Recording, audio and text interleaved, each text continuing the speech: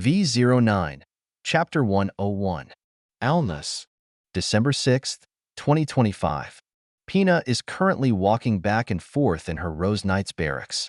In her hands is a travel note from Casel L. Tiberius that recently came from Sadera. The note is short and to the point. The note explains that Zorzel is now the emperor of the empire. It also says there these, "We shady people who now associating with people he has never seen before. Nothing about her brother Diabo, and most important, all Rose Knights are considered traitors and should be captured or killed on sight." "Your Highness," Beefeater said, "we don't care what your brother says. He can't lead a parade."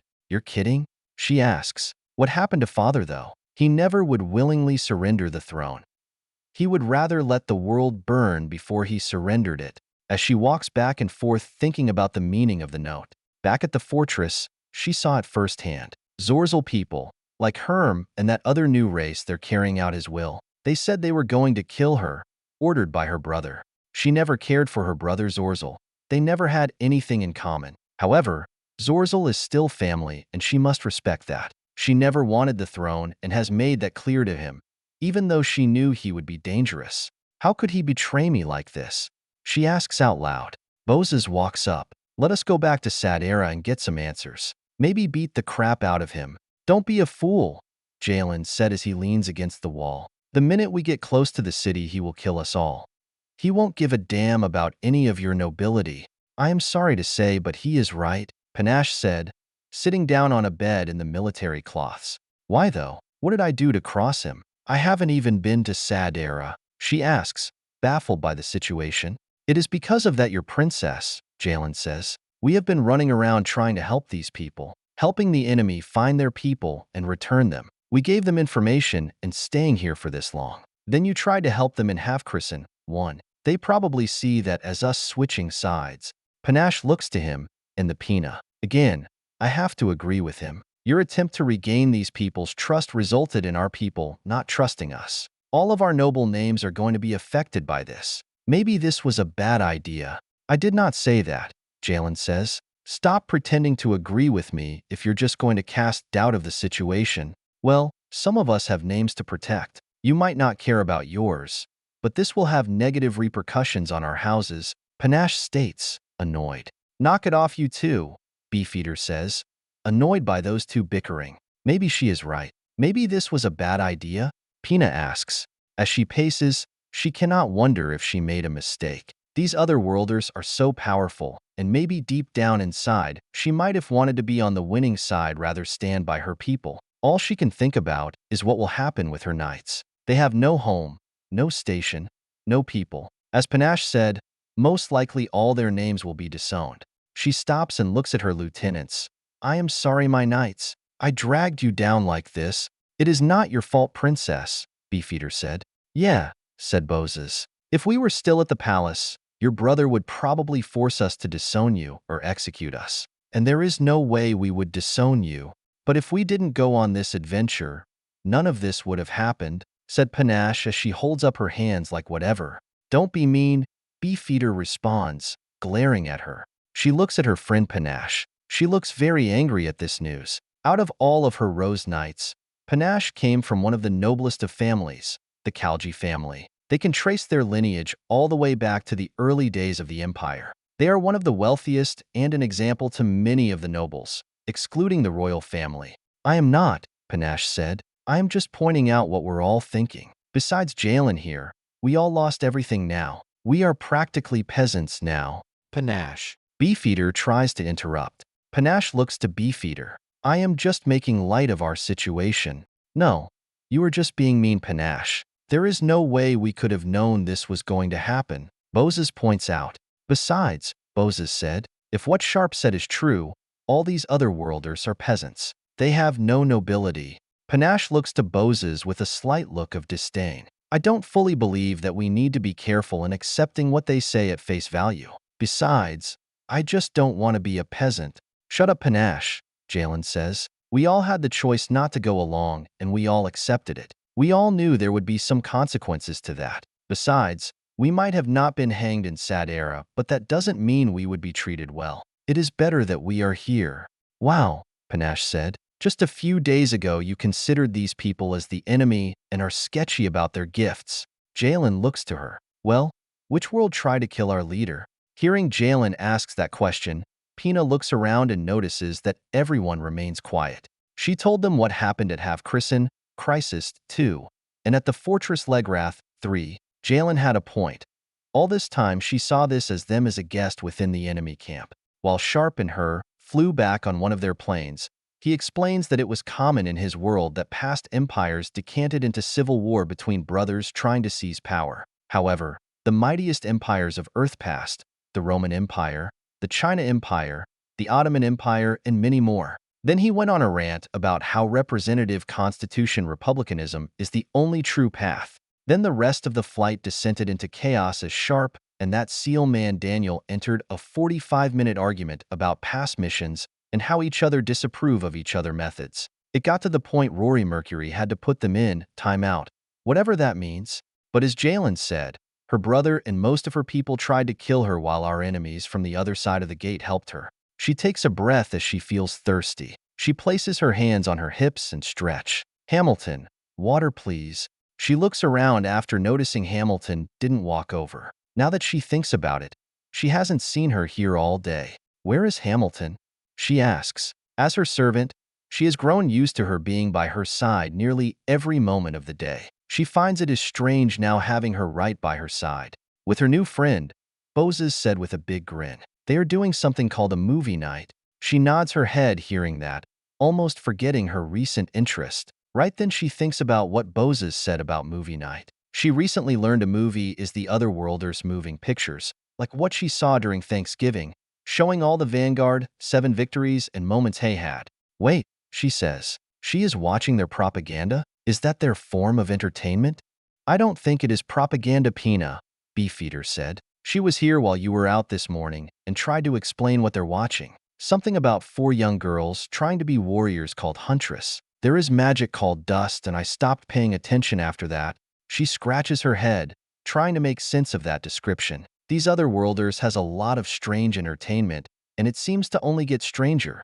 It sounds stupid, Jalen states. However, it is interesting seeing that she is interested in. He looks down at Beefeater. What is that word they use? Beefeater looks to Jalen. I think they call us aliens? That is the word, Jalen replies. As she listens to them talk about how strange Hamilton's romantic choice is, she sits down on one of the beds and thinks about the current situation. More she thinks about it, Jalen had a point. Zorzal betrayed her, not the other way around. She thinks about General Crisis' plan, 4, and wonders what happened to him. She was told how they were ambushed in that arena. He stayed behind to cover so Sharpe's team could teleport to the fortress and so his rangers could escape. He told her his grand plan after being taken, a life of betrayal, and he still was a patriot, not to the throne but to the people of the Empire. He was trying to save the Empire not from the Otherworlders, but from itself. She finally understands when Sharpe says his oath is to a piece of paper called the Constitution and not to their president. She knows that her brother Zorzal will dig an early grave for the Empire. The only question is how many he will bring with him. Also, she wonders who else is he allying with and the dangers that will bring. The more she thinks about it, the more she sees that someone does have to stop him, and she has to be part of that. The only ones who can help are these Otherworlders. She has seen them fight. While powerful, they seem to be aiming at random. It is probably because of how little they understand this world and the politics of it. An alliance would benefit both parties. All right, listen up, Knights, she says as she stands up. I am going to finish what General Crisis started. She sees them all look at her. We are exiles, but we're not alone. This note proves that we have friends in Sadera. I saw more of those green pig races at the fortress. While we were out here, my brother has been making new friends. That is the only way he was able to take control of the Empire. I only see 2 choices right now. Either step aside and live our lives or we fight back. She explains. Does that mean we work with the Americans? Boses asks, crossing her arm. Haven't we already? She asks. We have a common enemy, my brother. If they came here, just to destroy, then the war would have been over by now. I was in Half-Christen and Lieutenant General Stanford explained to me that they were setting up to establish long-term relations with the people in Elis. They already have with King Duran as an ally. I believe the Empire and NATO can coexist. We just need to finish what Crisis started. She watches and sees her knights show a disdain reaction when hearing Crisis' name. She cannot blame them. She hated that man not too long ago and still somewhat does. Not because of some past experience, but because of the propaganda she had her entire life. Same with her knights. If you wish, you can give me your sword, she said. Any of you want to help me? We can make a difference. My brother cannot be emperor. Times have changed. She watches them all look towards Panache. Panache looks at them all. What? Well, you were that's complaining about everything, Bozes says. That doesn't mean I am giving up, Panache says angrily. She crosses her arm and smiles, glad that her knights are sticking with her. All right, I am going to find Gray and tell him we decided to stay and help. For now, just rest up and try to make friends with the locals. Throne Room, Sadera, December 6th, 2025. Zorzel is looking at the chair his father used to sit in. Inside the throne room, he looks at it, smiling. Finally, he said, I finally get to sit on it. My destiny has been achieved. I am glad you finally got what you deserve, Goddessin said. Your father might have started this war, but he wasn't able to finish it. Yes, Woody asks, but do we have to associate with these abominations? These pig-like beasts, what do you call them? He sits down in his chair and thinks. They call themselves Hario. They're some isolated tribe passes the mountain range of ice and snow. Yes, Woody said, these Hario. They do not seem too trusting to me. If it wasn't for them, we wouldn't be able to rebuild the army and the empire would be on the path of collapse. He responds, yes, their troops should help General Herm in purging Crisis loyalists. I do wonder how the war is going there, Goddessin says as he rubs his chin. It matters not. The campaign in Elis is providing the necessary time we need to rebuild and solidify our position. He responds, Herm's task is to hold the line there until the hordes of the west-southern arm of the Swestuals Kingdoms arrive. When they do, he will pull out and allow the hordes to swarm them. Will the horde be enough? Goddessin asks. Maybe, but it should give the enemy a bloody nose. As long as the enemy is focused on Elis, we have time. I do not agree, Woody responds. While our legions are building here in Sadera, it won't be enough to break the enemy war engines. Hearing Woody, the head of the Imperial army, he could not disagree. The enemy weapons are strong, but they still can be beaten. It just requires a lot of effort and everything the Empire has to offer. The big error he sees is that so far, the Empire has been solely using human legions. It is clear traditional warfare will not work, but need to use all the elements of this world against theirs. I already know that, Woody, he responds. I am not fighting blind. I already sent General Madra out to call on our vassals. I am hosting a submit in Napnai. So far, the Empire has been waging a local war, and that is it. The Empire is vast, covering most of Falmart. While this NATO is strong, they only control a small fraction of the continent. The tribes of the Western Desert, the kingdoms of the dwarves in the west, east, and southeast, and the other 9 human vassal kingdoms and the Centurion tribes, plus other smaller vassals and some of the dumb dark races like goblins and trolls. I already know my emperor, Woody said. That won't be enough. What are you talking about, head? Goddessin says. What more can we do? We're mobilizing every man we can find, regardless of race. Woody looks to General Goddessin. We need outside help. We need the dark races. Your brain is dry, old man. Goddessin responds sharply. We already have the goblin hordes working for us, by treaty. Plus, all those other damn races. The orcs and trolls will supplement our ranks. He is baffled by Woody. What more can he be talking about? Goddessin is correct. He has summoned everything the Empire can. His eyes suddenly get wide as he realizes who Woody is talking about. You do not mean her? Woody looks up at him. Correct, my emperor. He leans back into his throne and leans his chin on his hand. He is talking about the Eastern Queen, Queen Famulus of the Skalus Kingdom. That is one of the more powerful Swestual kingdoms that lay in the far southeast coast. He takes a deep breath as he thinks about what to do. While the Empire controls the lesser dark races, the far more powerful intelligent races are not subject to the throne. Under the treaty, the Empire is in charge. Enforcement is another story. It took 30 years of non-stop war to bring them to a peace treaty. You're kidding? Goddessin says, shocked. There is no way we can work with her. If we lose control, it could mean the return of the Dark Ages. And if we don't, then Empire falls, and the Dark Ages return anyway. Forging a new alliance might prevent that and make the Empire stronger than ever. Woody explains. It is just a recommendation, but once that must be considered.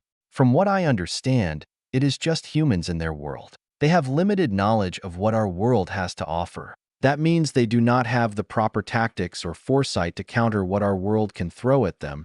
Woody finishes.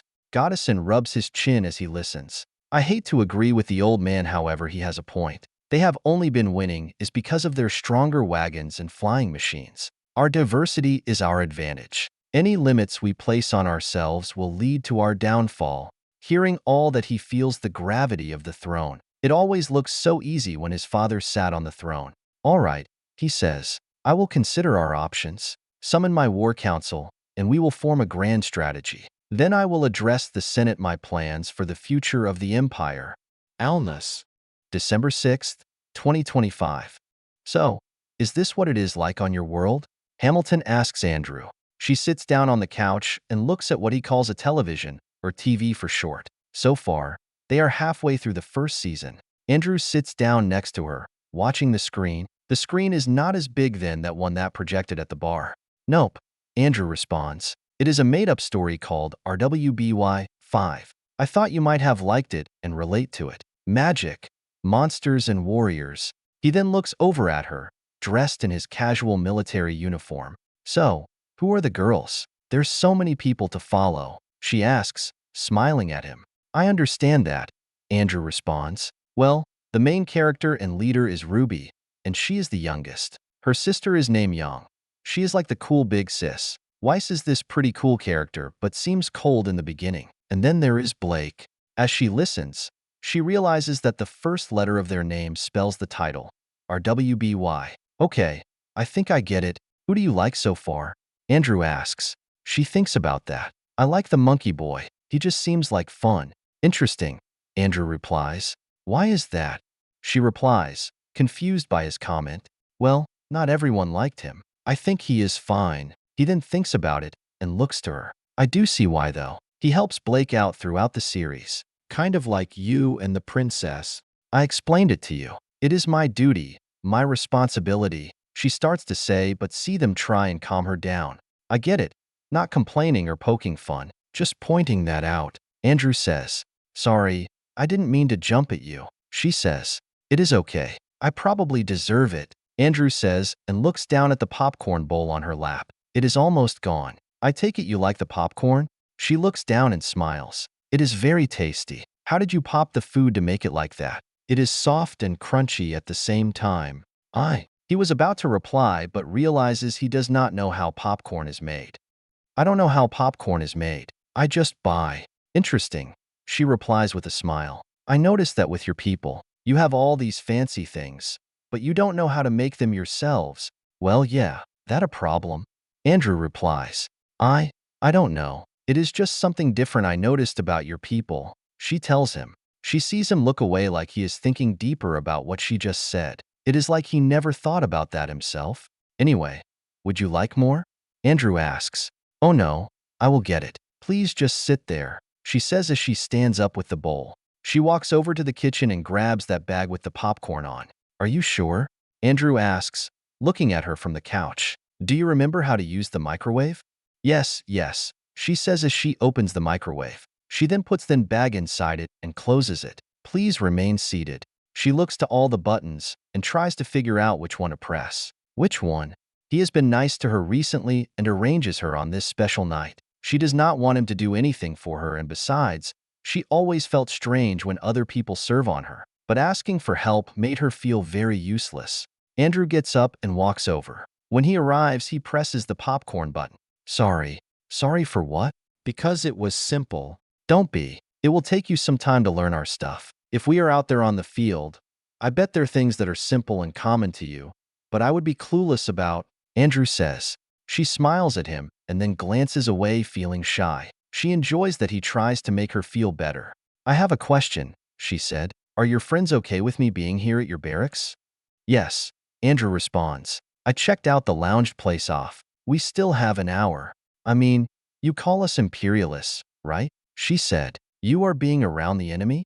Well, you are not really the enemy anymore, Andrew said. Look at my commander.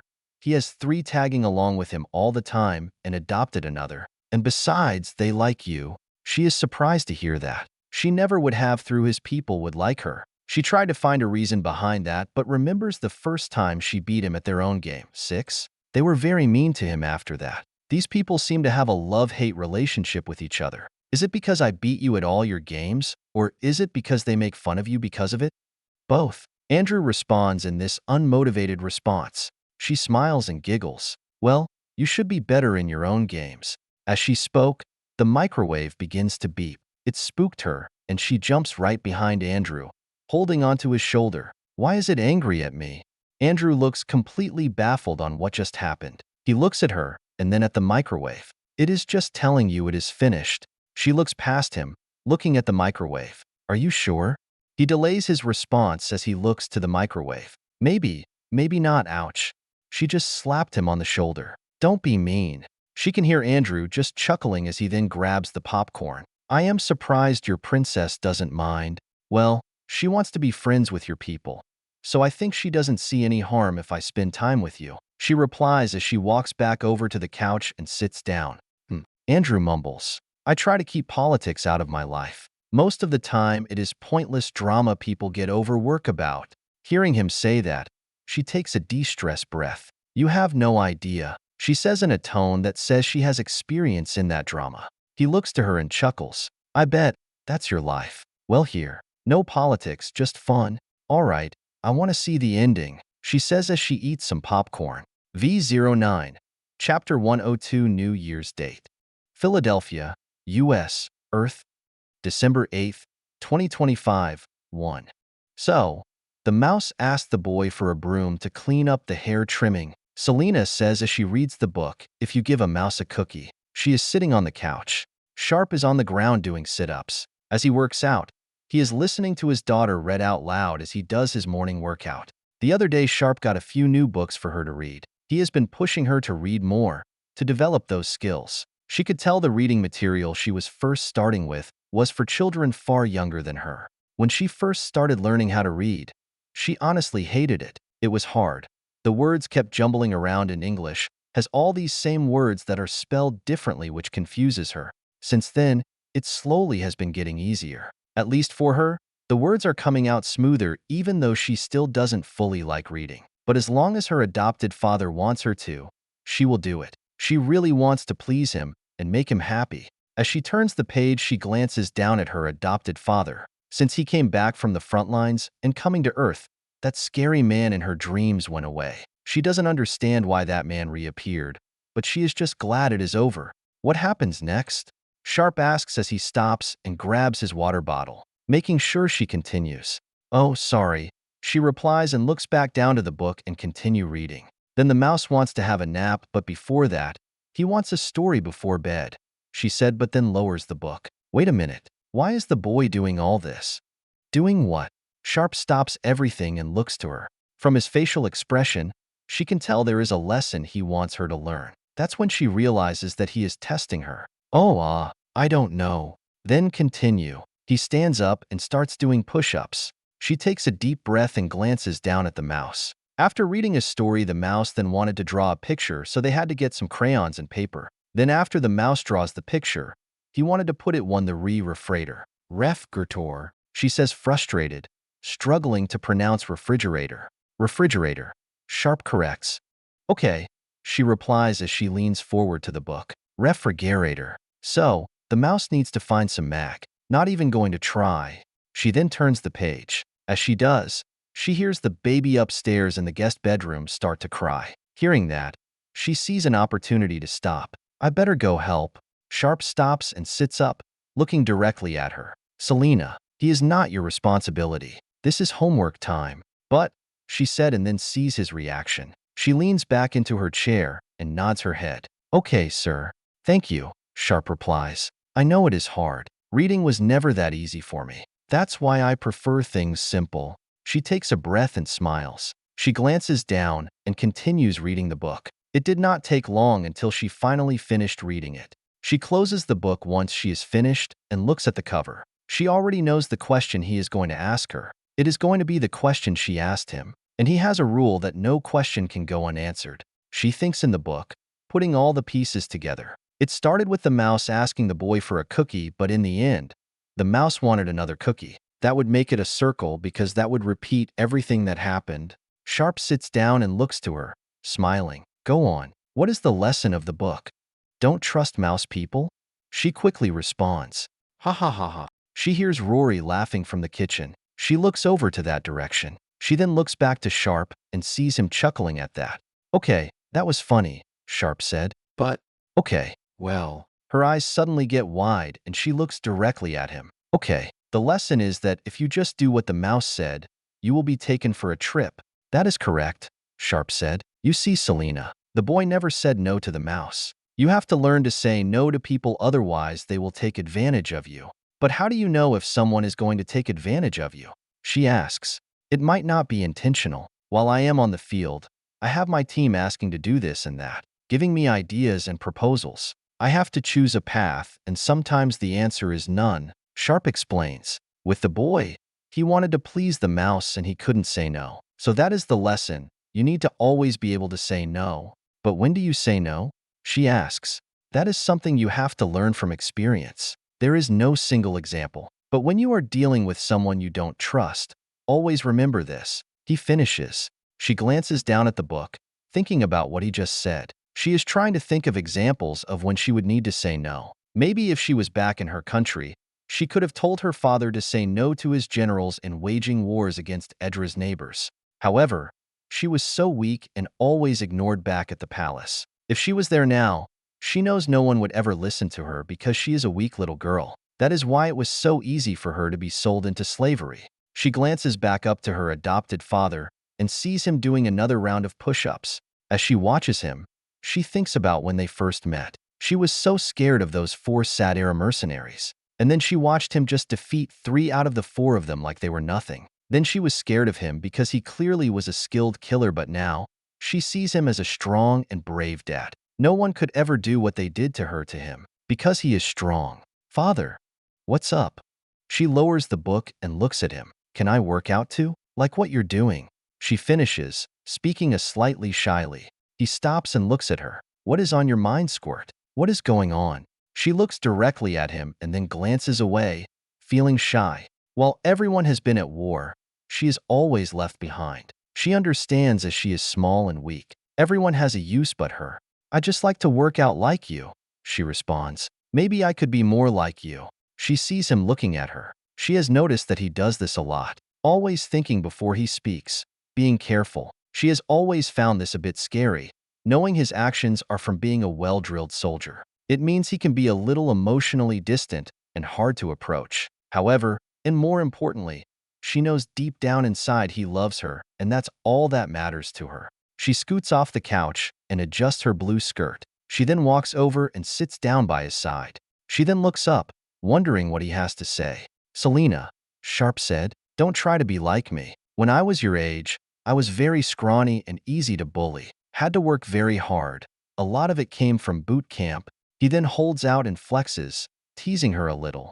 She looks in his arm and smiles. Slowly, she moves her hand and pokes it, being silly. Not as big as Randy, though. Well, fine then, he replies, pretending to be upset. She giggles and looks at him. She sees him look back at her and then rub her on the head, messing up her hair. Stop, she says, giggling as she slaps his hand away. He nods, enjoying that she is smiling. If you like to work out with me, you can. We can start something. But why do you want to? She glances down and takes a breath as she collects her thoughts. I just want to be stronger, like you. You fight bad men all the time and can defend yourself. I just want to be stronger. It is okay if you say no, though. Let me explain something, Selena, Sharpe said. Physical strength is not everything. 99% of the time I am using my head in battle. If I ended up in a fist fight, then that means I screwed up somewhere. He then pokes her head, making her smile. You want to develop this. This win battles. I know, she replies in a happy tone, but I just don't want to be weak. Selena, you are not weak, Sharpe said. I understand what you're feeling, but you are not weak. Most kids your age would struggle to get back on their feet if they went through what you did. I get it. It was scary and wrong. He then thinks about what she said. but I think it would be good for you to learn some self-defense. She nods her head and smiles, seeing this as a chance to spend time with him. Okay, how about this? Tomorrow let's go out together, you and I. We'll look around the city, maybe the park, Sharpe said, think on top of his mind. She tilts her head hearing that. She loves the idea of going along to spend some much-needed time together, but there is one thing that confused her. What is a park? Sharpe chuckles. I will show you. That evening, Sarah walks inside the door, holding some grocery bags. She walks over to the side and allows Noriko to walk past her. She then closes the door behind her and walks over to the kitchen. Thank you for the help, Noriko, she said. As she follows Noriko, she notices Sharpe and Selena on the couch, watching a TV show. She couldn't get a good look at it, but of course, it is a cartoon. A dated one based off the designs. Noriko sets the bag to the kitchen. No, thank you. I needed this stuff. She then grabs one of the bags and looks inside it, making sure all her personal products are inside. I understand. If you ever need anything, just ask me, she says. It can be so hard being a woman, Noriko replies, taking a chuckle breath. Sarah laughs. Yeah, it is definitely a ride, but do not worry. You will find a man and you can take it out on him. Mom taught me about the toilet seat trick. She finishes, chuckling at the times Mom yelled at Dad about closing the toilet seat. Noriko thinks about that and then smirk. Mom did that too. She yelled at him all the time about it, but I did not know it was a women conspiracy. She holds her figure to her lips. Shoo, don't let them know. I will teach you and the other girls about the temperature gauge later. She has seen Noriko struggling and decided to take her out for a little bit, just to get away from everything for a bit. She wanted to cheer her up for a bit, and Selena is always willing to volunteer to babysit. She then hears a loud noise coming from the living room. She rolls her eyes. We better go spoil their fun. She walks over to the couch and stops there. She looks down and sees Selena holding Tinchi in her arms. She can hear Selena humming some alien song as she holds Tinchi close to her. Sharpe is sitting beside her, looking towards the screen. Selena, that sounds like a nice song. What is it? She asks, looking closer at Tinchi. It is a song about Merida. It is about the blessing of life and the strong bond and blessing of a child. Selena said. That sounds lovely, she said and then asks, what are you watching? She sees this cat transforms into a robot. I should have known. It is true. Men never grow up. And your point is? Cher responds quickly. Yes, Sarah. Selena adds. What is your point? She instantly reacts and looks right down to Selena, shocked by her response. Selena looks up at her and smiles. She cannot believe this grown man watching such childish things and drag the alien girl with him into this fun. In a strange way, she finds it humorous, but it is their thing. He has corrupted you, and I am proud of it. Selena responds and then looks down at Tinchi. Hey, no baby. She just witnessed Tinchi reaching to Selena's breast, grabbing her chest part of her shirt, wanting to feed. Noriko, I think your son is hungry. Again? I am coming, Noriko says shocked. She then walks over to Selena. Hand this little pain over. As Selena hands over Tinchi, he grabs Selena's shirt, not wanting to let go. Baby, I can't feed you, Selena says, thinking the situation funny. And you never will as long as I'm alive, Sharpe responds as he keeps watching the TV. What a dad answer, she responds. She watches as Noriko takes Tinchi upstairs to breastfeed him. She tried to decide on what to do now. It has been nice of Sharpe to bring them all along to Earth. It has been fun watching the girls all have fun and seeing that cheering glow in their eyes during Christmas. However, she has been hoping to get a little private time with her commanding officer. If anything, just to relax and spend some time alone as friends. She takes a deep breath and turns around, deciding this was her chance to ask since it is only Selena here. Hey, Sarah, Sharpe says right when she turns around to face him. Yes, sir. While everyone is distracted, there is this bar across the street. Want to recon it?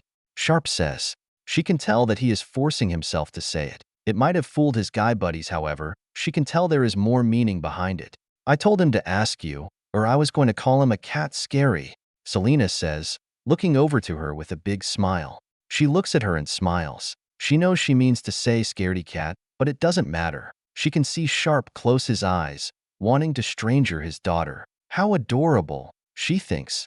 Yeah, why not? Before Rory marches down the stairs and starts another war, she says as she crosses her arms. Both Sharpe and Sarah went to the sports bar across the street. It is the normal bar you see in the big city. At the bar, there is a lot of military personnel inside, the ones who are guarding this side of the gate. After some time, they are sitting at this both, looking up at the screen. You know, Sharpe, she said, I have been meaning to say I am proud of you for doing all this for them. He takes a sip of his beer. They earned it. She takes a sip of hers. She likes how focused he is and how he puts other people first. He does not let small or big things get to him, and his laser focus on getting his mission done. He knows his priorities and sticks with them. A lot of guys she has been around with and dated only cared about themselves and their own ego. Sometimes, though, it does get annoying. Like when trying to compliment him, he deflects it like how he would when insulted. I mean it. You said they earn it, but you didn't have to go this far. It meant a lot for them, she replies. He looks to her, slightly confused. I didn't think it would be that big of a deal. They earned it, and I figured when the day comes, they can visit Earth more regular. They have a place they can stay out, one that is safe, and I can control. Not some random motel or something. She smiles at what he said. Oh boy, you really don't understand how a girl thinks. He takes a drink and then set the bottle down. Then educate me. We'll need a keg and aspirin at the end when I am done educating you, Sharpe, she says, chuckling. My point was the reason it means a lot to them is that all this means this is for the long haul. A commitment. She sees him about to say something, but stops like he realizes what she is saying. It just tells them that you are not going anywhere and that you all are going to stay as a team, she says, and waits for his reaction. Commitment means a lot to a lady. Always remember that. She watches him glance away, looking at the beer bottle. He is processing what she said and taking it all in. One thing she has learned about him is that he is careful. Every word is tactful. I see what you were saying. I did not think of it like that. I just figured they would enjoy it. For example, Lelei is crazy smart. I do not even know how to begin, he says. I know. She already knows how to use a laptop, she said. You did put the child filter on, right? That and more. The internet is an interesting place, he replies. Rory, on the other hand, baffles me. Why is that? She is a demigod. Demigoddess. She corrects him. She takes pride in that. Goddess, he says as he half-ass points to her. Acknowledge the correction. Anyway, she is this badass warrior apostle with so much wisdom, but around she acts more like a kid sometimes and runs off doing her own thing. Hearing him speak, she knows what he is talking about. She giggles hearing that. What are you giggling about? You know why? She asks. Rory is a bit like you. How many times you run off in this war? And being childish, who was watching Transformers from the 90s? True, he replies. And besides, think about it, she said. You point this out all the time. Their world is brutal. She and all of them probably never got a chance to just sit back and have fun. Be a child. She might be 1,000 years old, but deep down inside she wants to have fun. I think being around you she can be freer with who she is. I guess. She is a fun one, he says and glances away thinking on something. It might be me, but I think she been hitting on me. Really, there no way, she replies in a sarcastic tone. He nods his head. You're right. I am overthinking. Just playing another game. She rolls her eyes and shakes her head, thinking that he has such a thick head. Selena has approved a lot, he says. Of course you are going to say that. She quickly responds. Mr. Captain American has a softy daddy side. She signs at her. Really? Sorry. She is coming into herself. But something seems to be holding her down, he says. What do you mean? I don't know, he said. Today before you went out with Noriko, she wants to start working out with me. Sharpe. Maybe she just wants to spend more time with you. Have you thought of that? She replies. That is what I thought, and it probably is. But there seems to be more motive behind it. It is just a feeling, he says, speaking out loud. She thinks about what he said. We have to remember Sharpe.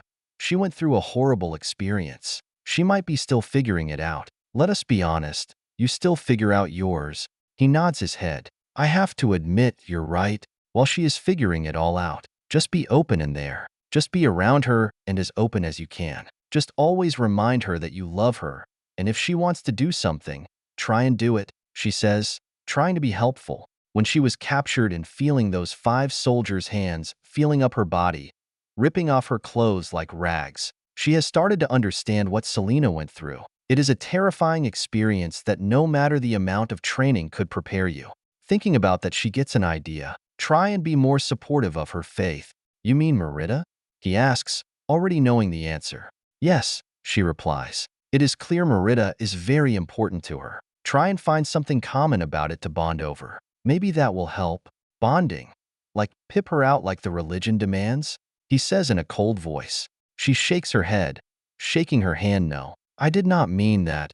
According to Selena, that is pretty much the full religion, he says, and takes a drink. She takes a breath, agreeing with him. This has become a small throne between Sharpe and Selena. There has to be more to it. Like what? I already thought about this? Of course, this is important to Selena. I want to be supportive, but there is no way I am going to prostitute my 12-year-old daughter. I don't give a damn about it is their culture. He says like he is setting the law. And don't give me that multicultural stuff. That's all fine and good, but I won't compromise my values and do something evil. She shakes her head and smiles. She didn't realize this would have started a mini-war, but she loves how much he is willing to go for Selena. I agree, she replies, trying to calm him down. I am just thinking there has to be more. Look at Rory, and when she talks about Emroy covers a full range of things. It sounds like these gods cover a range of topics. There has to be more to it than just prostitution. Sharpe nods his head, thinking about what she said. I already asked Lelei and Rory, but they don't know. This is Emroy and Ito's territory. Merida religion has no presence here to learn more. She takes a deep breath, but then remembers that fox women inside Alnus. Why didn't I think of this before? He looks at her confused, leaning on his arm now. What are you talking about? Think of what? This is this fox woman that moved into town. An older woman, sweet lady. She is a baker and sells sweets. She says as she collects her thoughts. She worships Merida too. But when I brought Selena to her for the treats, Selena nearly started a holy war. That was her name? She asks herself and then snaps her figures. Carlin. She clearly has a different viewpoint of Merida, and it seemed like she knew more than she was letting on. I think she was just trying to respect Selena's values. Why wasn't I told? He asks, slightly annoyed that he is just hearing about this now. Her eyes widen and think of an excuse. Rule number 1. She then takes a drink, needing a little buzz. She can't believe that is what she said, however, it probably saved her. From what she understands, rule number 1 is a joke he likes to troll people with. It means whatever he wants it to mean in whatever situation. Fair enough, he replies and takes a drink. He thinks about what she said. Okay, I will talk with this fox woman. Thank you. I just want his best for Selena and help her through whatever she is going through. It will be fine, Sharpe. She loves ya and is very adorable. She says and then giggles. You should see it. She adores you. She nods and smiles. She can see that he knows and likes that. He takes a drink and looks at her. Hey, Sarah. What is it, boss? She said and then takes a drink. Can I ask you a serious question? She looks directly at him. You ask a serious question? I can't believe it. There is a god, hey? She finishes as he tosses the beer lime at her. She has to grab it off herself and tosses it back at him, seeing him chuckle. What is it? His happy face suddenly changes to a serious look. Why have you been so nice to me? I mean, before the war. I admit, I was in a bad spot in my life and I took it out on all of you. She glances away, blushing and hoping that he doesn't see her. I remember when you crucified me on my performance and terrible leader I was being.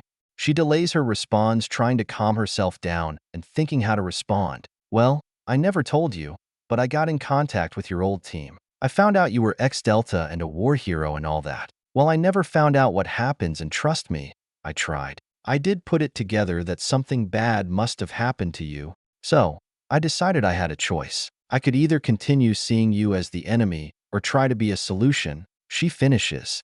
He nods his head and holds up his beer. I want to let you know. I might seem like you have a small role on the time, but to me, she looks at him and sees this is just a commander just giving a compliment. If it was that he wouldn't be struggling to say what he is thinking. He is too professional to hesitate like that. This is coming from somewhere deep down inside. I am personally happy you are watching my back. Losing you would be a major loss, he said. She smiles and thinks. She is about to say something but sees him glare at her, implying not to interrupt. She expresses that she will not interrupt and just takes a drink.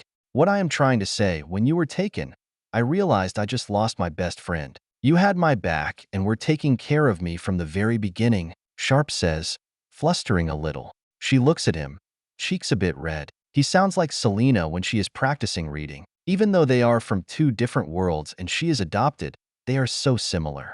What I am saying is that I would hate to lose you. Sharpe forces out. She takes a breath and leans forward. Lean forward. She can see that he is hesitant too, especially after him opening up that tight, locked-up box of emotions deep down in his heart. He ends up leaning forward as she asks. She then kisses him. Thanks for saving me. I owned you that. He is hesitant to respond. What was the one from Christmas? She leans back, smiling. She got the question she has been asking herself. Does he like her? The question is yes, even though he hasn't fully come to that conclusion yet. That is fine to her. She does not want to force anything on him yet. While he has approved, that mission in Mexico really fucked with him, and it has taken her and all the other girls putting him back together. And she has found the more pieces of that puzzle, the more she falls in love with him. That, she responds with an evil smirk, was to embarrass you in front of the girls. He shots her an evil glare, but she ignores it. V09, Chapter 103. Today, we are here to report that the newly reactivated 2nd Armored Division. It was deactivated in 1995 after the Cold War. Its last combat debut was during the Persian Gulf War in 1991. It was credited in one of the most famous tank battles in the modern era, Battle of 73 Easting. The 2nd Division will be deployed to Elis to relieve the 10th Mountain Division in occupation operations. SCNR News. White House, Washington, D.C., U.S., Earth, December 8, 2025. What do you mean you investigate found nothing? Asks President Emily Potts. She is sitting at her desk in the Oval Office on the phone with Brent Quinton, director of the CIA. I am sorry, Madam President. We do not know who leaked the meeting date, Quinton. There are only a few people who knew. This is a massive security break, Brent. She signs as she listens to all of his excuses on how they failed to find the leaker. A few months ago, she hosted a secret meeting with some of our main allies from the Special Region 1. The representatives were from Vanguard 7 Unit, led by Major Sharpe. Rory the Demigoddess, an enormously powerful ally who has helped us get out of much trouble and has brought much credibility to our side. Lelei the magic user who has helped us understand their world better. So we are not just blindly walking over landmines. Because of her, they know we're over those landmines. She wanted a secret visit before being more public about U.S. allies from that world. There is no rule book or guidelines for first contact. Most people always thought humanity would meet aliens, but that be 300 years or so. No one thought it would be in their lifetime. Because of that, she wanted to personally get to know before going public. The country and the world cannot afford any more major surprises right now. There is this silent fear in the back of the people's minds, just like what happened during 9/11. Then no one knew what was happening, who the bad guys were, and why it was happening. That was the biggest reason Americans were in a state of shock for a few years while in World War II. They knew who to focus that anger. The only reason the nations of Earth didn't descend into World War III was because of the American military global presence and how decisive their victories have been. This has brought some sense of stability as the public consensus catches up on what is happening. While scared and confused, it is calming that the greatest military machine beating the aliens on the field. There is a lot of goodwill and understanding around the world. Even the Chinese Empire has been quieter since its failed raid on the resort. She believes everyone is just waiting for what happens next. Hearing more excuses from the director, she finally interrupts him. Brent, figure it out. Otherwise, why do we even have a CIA? My God, Brent, do your damn job and figure this out? She hangs up on him and takes a breath. Sounds like a fun conversation, Madam President. Secretary of State Bobby Gates. She looks up at him. Spooks, she said. A lot of talks, especially the CIA. Would you like a minute, Emily? Gates replies. She leans back in her chair. No, you can continue your NATO report. Balancing international relations right now has been complicated. Half of the State Department has been going back and watching and reading old science fiction shows and books on how to communicate what we are witnessing at the Special Region. Well, the UK, France, and Italy are our biggest tributes. Japan is our biggest tribute right now, which is interesting, Gates said. Yeah, I already know. They are happy to fight for liberty and mankind and all that good stuff. Let me guess, they want more involved. she say, already knowing the answer to her question. Pretty much, Gates said. Brazil has finally approved a detachment. First foreign conflict for them since the big WW2. Good. We need to at least show this is an international mission. As long as we are under control of everything. More allies helping us like this. Less political support for the UN trying to take over. She explains. Brazil has slowly become a growing ally in South America. Since they finally rejected socialism, they have been growing stronger and freer. That has resulted in closer relations between them and the US. She thinks about what Bobby said before, knowing this day would come. Right now, there is a campus under construction on Alness Hill, DARPA, and a few corporate research and office buildings. This new world is a treasury of resources and knowledge. It is an opportunity that cannot be passed up, and everyone wants a piece of that. That takes time, though, to figure out the proper regulations, the contracts, and building the infrastructure. The biggest issue the Senate has is where to provide those funding and resources. Everything we know about the universe has been flipped, and everyone is making up the rules as they go. Early on, she decided to go slow when making policy in the special region, allowing Major General Stanford to run the war until the current threat is neutralized. It is clear that a new form of manifest destiny is here, and she knows there's no way to stop it. She wants to make sure this time there is no genocide that comes with it. There has been a massive debate going on Earth on what to do with this new world. Some want us to just close the gate, but most want to colonize it in some matter. Something we should do massive development, while others think we should do a light touch. And of course, the UN and the US allies want a stake in that. Tell them not to worry. They need to understand that this is a hostile world. While primitive, we barely understand any of it. She leans forward to think about how to say next. Our scientists still don't even understand how magic is even possible. It is going to take decades to figure this out. Gates suddenly starts to chuckle as he sits in the chair across Potts' desk. Could be worse. You could be working for the government. She shakes her head and rolls her eyes hearing that, enjoying the bad joke. Anyway, let's mix things up, Madam President. Have you read the recent progress in the special region? Gates asked. By God, Bobby, can we find a better name for that place? Special region. Let's put that on a flyer. She replies. What do our troops call it over there? Uros, ma'am. Gates respond. Slightly better, she replies. Anyway, yes, I did. Elis is almost fully under our control. Seems like the locals don't like NATO presence. That fortress seems to be our last obstacle in the region. What about the power struggle? She knows about the strange power struggle that is happening with the Empire in Elis. While the report did not include much, it did state that the general leading the Imperial army in Elis was planning on surrendering, but was stopped, and reports saw he was assassinated. However, there is no visual confirmation on that. This is going to complicate our operations there, she says.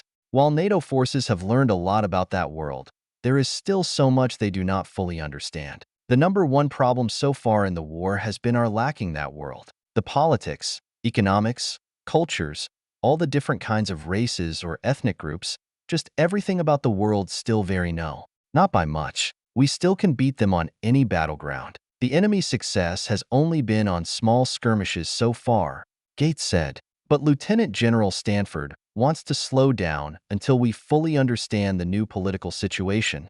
There is no point in occupying the territory if we don't know what to do with them, she replies. And tell him I agree, but I want him to keep putting pressure on them. She remembers her days on the field, going out on patrols in the streets in Iraq and Afghanistan. While we won the wars and crushed their armies and militants, NATO struggled to turn those victories into long-term tactical success on the ground. Bob, she says to get his attention, I think it is time I visit our allies in Uros, Italica, and Elba. I want to get a better idea of what is going on from the people on the ground. I will make the arrangements. Would you like to meet Princess Pina during your visit? Bobby asks. She glances down at her desk, trying to remember who that is. The name sounds familiar for some reason. Wait, is she the woman who botched the peace treaty? Yes, she is, Bobby replies. She is in the recent report. She and her Rose Knights have been encamped under guard at Fort Alness. Now she fully remembers that woman Pina. She now remembers glancing over her name over the recent reports. She is the one who cost her a lot of political capital in her failed treaty. She is the brat who turned what was supposed to be a short and quick war into a long, drawn-out conflict with no clear end in sight.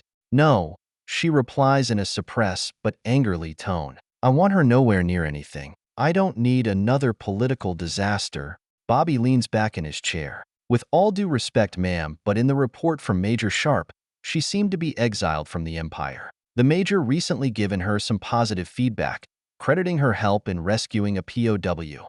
He even led a small rescue mission to recover the princess from execution. She leans back into her seat after hearing that. Regardless of her personal feelings about the young princess, she cannot ignore those recent events. The geopolitical situation is changing on the ground, and she might be useful as an alternative government in the future. All right, I will meet her. I rather beat the Senate before they start walking to her. You mean Senator Ryan Lehman? Bobby states. Senator Ryan Lehman from Texas is the head of the Committee of the Alnis and Uros and is on the Committee of NATO Expeditionary Forces. He was a major help in pushing her general mobilization of American forces, deploying 3 more divisions and reactivation 2 Army divisions, 1 Marine division, and 5 Air Force squadrons, with other additional resources from the Navy and Space Force slowly being mobilized once they are needed. He was a major help in getting the treaty with Elba and Italica passed, a surprising ally in getting her special region agenda through Congress. However, this has all come with a price. He wants to be far more active in the day-to-day policy making with this administration. That is the last thing she wants is more hands on the steering wheel. That is the name of the political game, though, she tells herself. All right, Bob, give me the current rundown and we'll figure out our next step. Philadelphia, U.S., Earth, December 9th, 2025. Sharpe slowly wakes up, shaking his head. He felt something on his which woke him up. When he wakes up, the first thing he sees is these big, beautiful crimson-red eyes. Good morning, Sleepy. He feels this small finger poke his nose. He feels this headache from last night drinking with Sarah, too. When his vision gets unfussy, he sees Rory's face. Her head is extremely close to his. He can feel that she is laying onto him. Rory, he tries to say as she places her finger on his mouth. Shoo. Rory quickly says to shut him up. You don't want to wake everyone up. He takes a deep breath, feeling uncomfortable. What is it, Rory? She leans back a little, placing her arm on his chest and shifts her up a bit. She is continuing staring directly at him with a big smile. You look distressed, she said in a cute and seductive tone. She then moves her hand and brushes the side of his head, playing with his hair. I wanted to cheer you up. He shakes his head, trying to grasp the situation. He had another dream last night, where he almost saved that Mexican teen girl. This is a dream he has many times, but each time he fails and watches her burn to death screaming. He doesn't know why, but it seems Rory always knows when he is struggling, always giving him extra attention or flirting when he feels depressed or cold. He tries to get up, but Rory uses her supernatural strength and holds him down with her arm. Rory, get off me. Hearing him say that, Rory fully sits up. He sees that she is wearing her black and red Lolita pajamas dress. Her hands move down his chest and stop, holding herself up. Come on, she said with a smile. Stop being a stick in the woods. Don't you like me at all? Am I not pretty? He had no reply, so all he could do was stare right at her, into her crimson red eyes. In what feels like forever, he sees this large, devilish grin on her face. Her eyes glance down at where their bodies meet and then look directly at him like she is seeing right into his soul. She said. I guess you are happy to see me. Hearing that, he grabs her and forces her off of him. He then sits up, angry at her. She yells as she falls over onto the floor. He sits up on the couch and sits there, recollecting his thoughts. While he has his own bedroom, he has allowed Sarah to use it. This meant he had to sleep on the couch, which is fine with him. His old mentor Harper once told him that every husband should pick the couch because when the wife kicks him out of bed for whatever reason, you will need a comfortable place to sleep. While not married, it was advised he decided to accept. Right now, it paid off. Rory pops off the ground, scratching her head. You are like no fun, ever. She then giggles. He looks out the window and sees it is still dark. He then looks to Rory. What are you doing down here, Rory? Shouldn't you be asleep? Rory stands right up after being tossed off of her man. She thinks to herself, party pooper. Both him and Sarah came home late last night and both were pretty buzzed. Seeing that, she saw a chance for some bonding time while he is buzzed from drinking. She allowed him to get a few hours of sleep. While her personal fun mission didn't go as planned, she sees a different way she can help. Throughout their adventures, she knows that he tries to keep what they call peace a secret, too prideful and concerned what others think even if he doesn't want to admit it. After standing up and fixing her Lolita pajamas, she sits down next to him and gives him a happy smile. As I said, I felt that you were distressed. He looks to her. And how you figure that? Did Imroy tell you again? Or was it that other one which starts with a P? I don't understand how you always know how I feel. She knows what he means. Palapon, the god of revenge. She has tried to explain it to him that she doesn't talk with Imroy in the traditional sense. It is a sense and feeling she gets. There are ways she could directly talk with him, but that is rare. With Palapon, she can sense his presence within Sharpe because she has developed a strong bond with him. She swore that she never would allow Palapon to influence him. She loves who he is and becoming and doesn't want that to change. During her younger days in the monk, as she learned what it meant to be an apostle of Imroy. Imroy represents war, but that does not always mean war on the battlefield. The priestess explained it that every man always has two wars in their heart, one for love and the other is hate. The life of a soldier can bring much hate into a wounded heart. She holds up her hand and brushes off his comment. No, silly, I can't feel or hear Imroy while on Earth. I tried. She then looks up at him and gives a warming smile as she places a supportive hand on his lap. Besides, I am a woman. I don't need a god to feel that something is wrong with you. So, talk to me, she said. Maybe I can help. He takes a breath and leans back. Don't worry about it, Rory. Don't worry about it. She rolls her eyes and glances away, crossing her arms. Why do men always act like this? She then looks back at him. Talk. It is just another dream, Rory. Nothing more than that. I have them all the time. It is just something people have to live through. You never have to worry about me, he says as he yawns, looking at the cloak. She leans back and thinks. She then smiles and leans on his shoulder, rubbing his arm with his hand. Sharpe, she said, you know this is the first time in a long while that I felt like I have a home and belong. She then looks up and sees him looking down at her. I was born in the Kingdom of Eden. I was once a priestess in training to become a citadel warrior.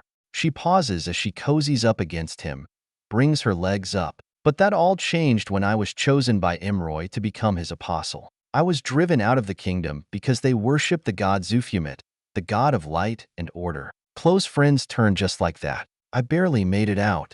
I did not know Rory. I am sorry about, he says before she interrupts him. It does not matter. I moved on a long time ago, she replies with a smile. Funny thing is that they worship me now. She chuckles, thinking back on that time. The early days were a hard time. She nearly was given the ritual of Elbaga by the old apostle of Zufumet. That is when an apostle is cut into many pieces and each piece sent across Falmart. Since apostles cannot die, that is the only effective way to remove an apostle from the world. That is until these other worlders arrived. That old and angry apostle of Zufumet was not pleased that one of his worshippers become a rival apostle. He is gone now and replaced by what these Americans call a frenemy. She wanted to tell him to help him open up. She slowly looks up at him and gives him the big glowing patty eye, being all cute. Sharpe shakes his head, knowing what she is doing. He wraps his arm around her so she can cuddle up. Rory, all four of you are horrible, he says in a joking way. He just doesn't understand how when girls give that look, it's like a cheat code to get what they want. She just snickers. So, tell me about the dream. It is the same one. Well, a few, he said. It is either watching that Mexican girl getting burned alive and seeing my old team butchered like cattle. The other is you all be tortured and killed, and I am powerless to stop. She had a feeling it was something like that. He takes things to personal. She has killed and slaughtered many groups of people in her life, but always for what she thought is right or in defense. That does not mean she doesn't have regrets about who she killed. I know, Jackson, she replies. You're a good man, and that is the problem. Why people like being around you is because you give a damn. She then looks at him as he looks away, probably thinking on past missions. She always has to remember that he is not immortal and doesn't have 100 generations of experience and growth behind him. Everyone needs help, and this time she won't fail. You see, she begins. You need not worry. We are not worried because we all know you have our backs. Don't stress yourself out like this. And Jackson, you need to forgive yourself. It was not your fault. Bad things happen, and sometimes there's nothing more you can do. She noticed that he did not respond. Most likely he knows she is right, but wants to disagree with her logic. She glances away and thinks. She knows it will take some time, but the more she pushes, the better he gets. She feels him hold her closer, and she allows it. Sharpe gets some sleep. I will just wait here. The Greater Ely's Region, Haygoth Highway, December 9th, 2025. Major Bronston walks up to the front of the line. His WAL battalion was forced to stop because Bravo Company found something, and they thought he needed to see before moving forward. What he saw when he got up there was one of the most horrific things he ever witnessed. God damn it, he says out loud. Someone gives me a smoke. Didn't you quiet, sir? One of his officers points out. Not now, he responds. Did you report this to Colonel Robert? Yes, sir. This is being reported all across the line. The Japanese ran into this an hour before we did. French and UK forces in the south just did. Another officer explains. He looks at what is in front of him, trying to decide on what to do. This has been an interesting war so far. He has heard stories about when radical Islamic terrorists like ISIS and the Taliban did to Western soldiers, very barbaric acts to their prisoners. He cannot think of an example of what he is looking at. All right, tell Alpha and Charlie companies to move up half a kilometer and set up a defensive line. I want Bravo to clean up this mess. From what I understand, these are the good guys before being betrayed. He orders. They are imperialists, but they were at least honorable imperialists. He shouts back. He watches his officers walk off to their companies. He looks back at the naked, crucified man in front of him. From what he understands, it is one of General Christ's men, or one of his loyalists. There is one of these crosses with another crucified man on it doing north and south, stretching for dozens of kilometers. V09, Chapter 104. Outskirts of Fortress Legrath, December 9th, 2025. Lieutenant General Stanford gets out of his Humvee and walks up to the forward. Up ahead are his soldiers from the 1st Cavalry Division, Colonel Robert Barnes' command. He got reports from all the front lines of soldiers from Christ's army all crucified. A clear warning to NATO forces of a fate of what they would do to us if captured, which is debatable if they could capture a NATO soldier. He ordered across the board to stop to cut down these men and give them a proper military burial. He didn't want the sight of these dead bodies to lower morale of his expeditionary force as they passed. While they were the enemy, they fought honorably, putting up a brave fight against a far technologically superior force. This has confirmed what Major Sharpe and Princess Pina stated, that there is a power struggle within the Empire. With Christ gone, he has been informed this new leader of Empire forces, General Herm. All he knows about this man is what Pina quickly told him, that he led a detachment to Earth, and he has new allies that she doesn't even know about. The description both gave him sound like that green pig beast that the Rose Knights captured and surrendered to his people. While he wanted to keep that pig beast in Alnus, but he was overruled by the White House. The pig was taken to Guantanamo Bay to be debriefed. He thought that was a mistake, however, from clues he got from General Donald Grant that he didn't want the CIA to get their hands on it. This news and the situation with the crucified soldiers forced him to slow his operational plans down until he had a better understanding of the situation. His original plan was just to move in fast and hard, taking the fortress with overwhelming strength.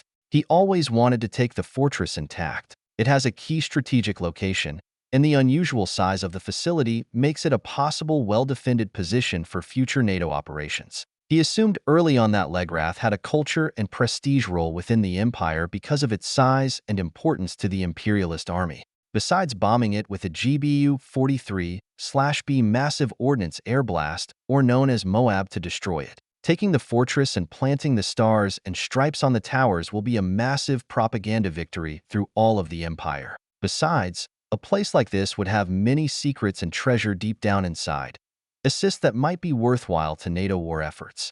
He sees Colonel Robert standing by some of his officers' staff. When he walks up, he sees what they're looking at. Fortress Legrath. Lieutenant General. Robert welcomes him. Colonel.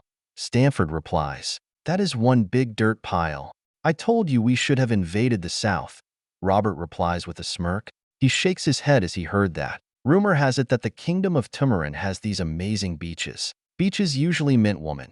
At least that is what his friend Robert is implying. Maybe in the next war, Robert, he replies, grabbing his binoculars. I won't tell your wife you said that, though.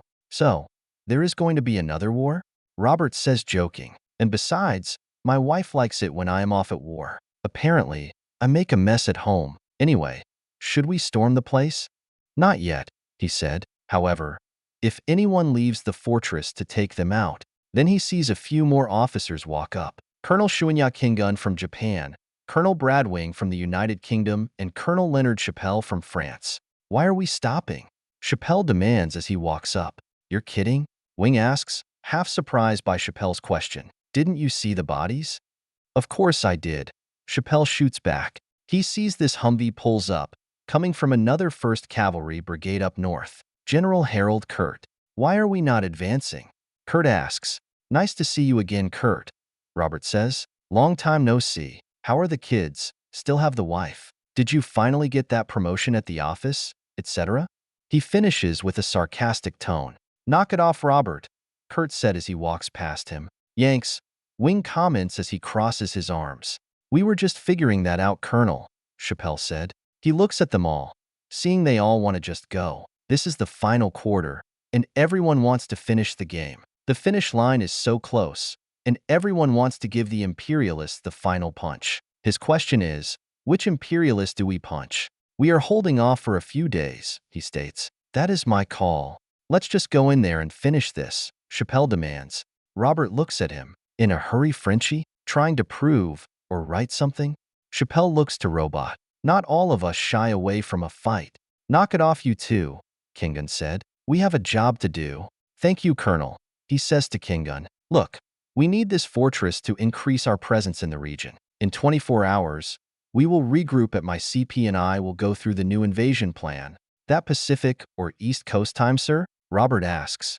Knock it off, Robert, he responds. Have your units be ready to move. When we storm, we hit hard. In the meantime, begin shock tactics. Flare up the fortress during the night and smoke them.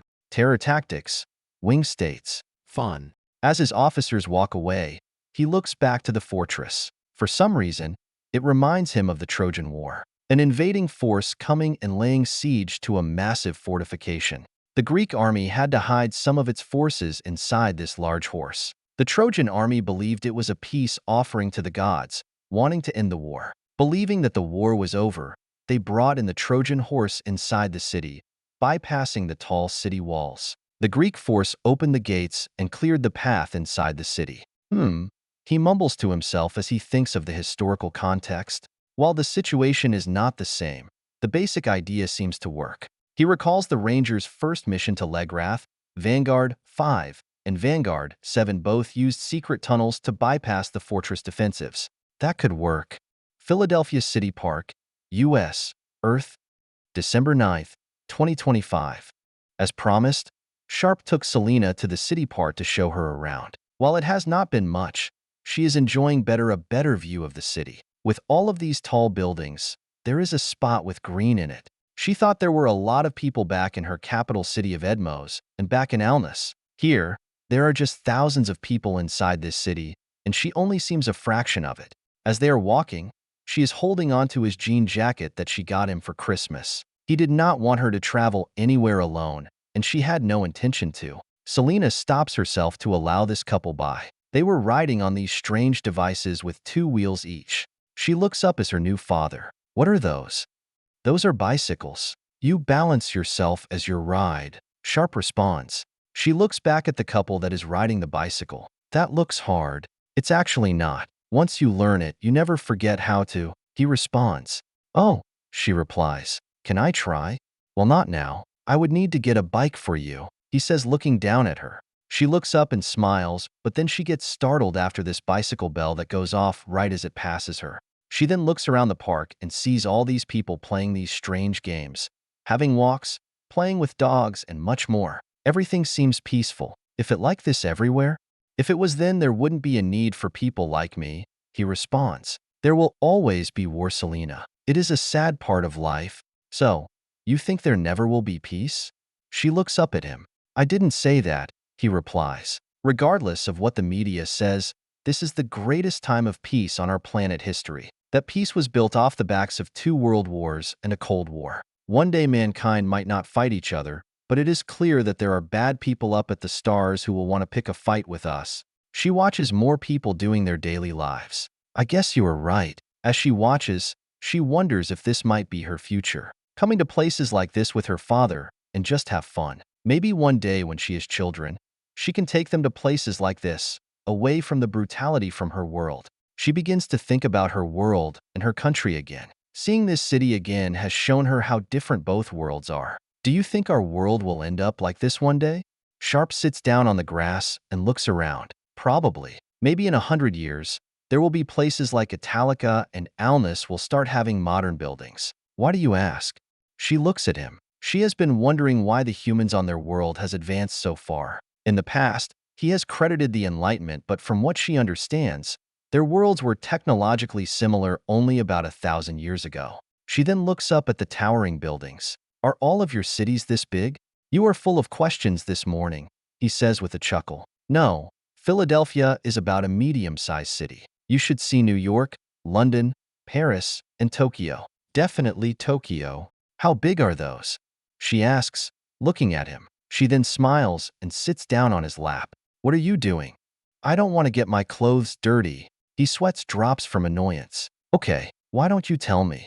But, she begins to say, I don't know. I was not born here. Yes, but you have a phone, he replies. You need to learn how to find the information yourself, especially when you visit or even live in this world. In life, you don't want to rely on other people always informing you, because they might lie to you. She adds, correct, Sharpe said. If you need to learn something, you should try and find out for yourself. So, pull out your phone and tell me. She smiles at him and looks away, pulling out her phone out of her jacket. She then surfaces the internet with his help and looks up each city that he mentioned.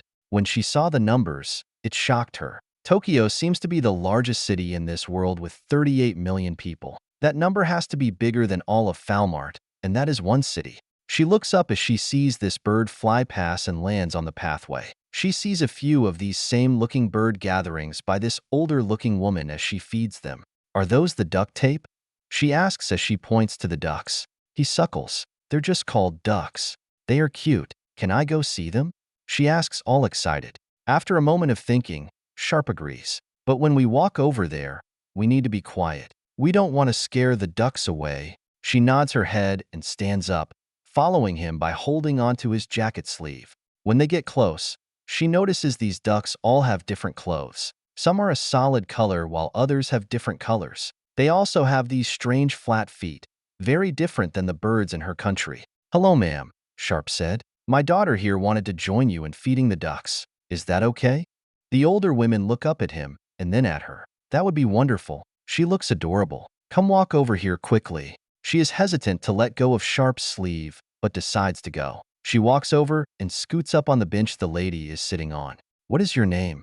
The older lady asks. Selena, she replies. Nice to meet you, Selena, the older lady said. My name is Amber. Nice to meet you, Amber, she replies and then looks down to the dozen or so ducks. I see there are different ones. Which one is turned into tape? Not getting a quick answer, she looks to Amber. She sees her looking up at her new father and sees that his eyes are closed. You really convinced her of that? Amber asks with a giggle. What is wrong? Nothing, Selena. Just feed the ducks. She looks back at Amber. Your father is a silly one. That's good, Amber said. Now take this and slowly tosses it on the ground. She hands her a small bag of duck food. She grabs it and then tosses a small handful of food on the ground. She watches as the ducks make these cute quack sound as the waddling over and start eating. V09. Chapter 105 Gods Past. Today, Senator Ryan Lehman has supported a bill to establish an international Uros expedition of many different government departments and agencies to be established in Alnus. While the bill had enough support in the Senate, he has withheld his support as the concern of U.S. sovereignty. His concern was that the Sino bloc might use the WHO to conduct surveillance NATO operations in Alnus. With his support, this frees up a major research expansion project in Alnus. SCNR News.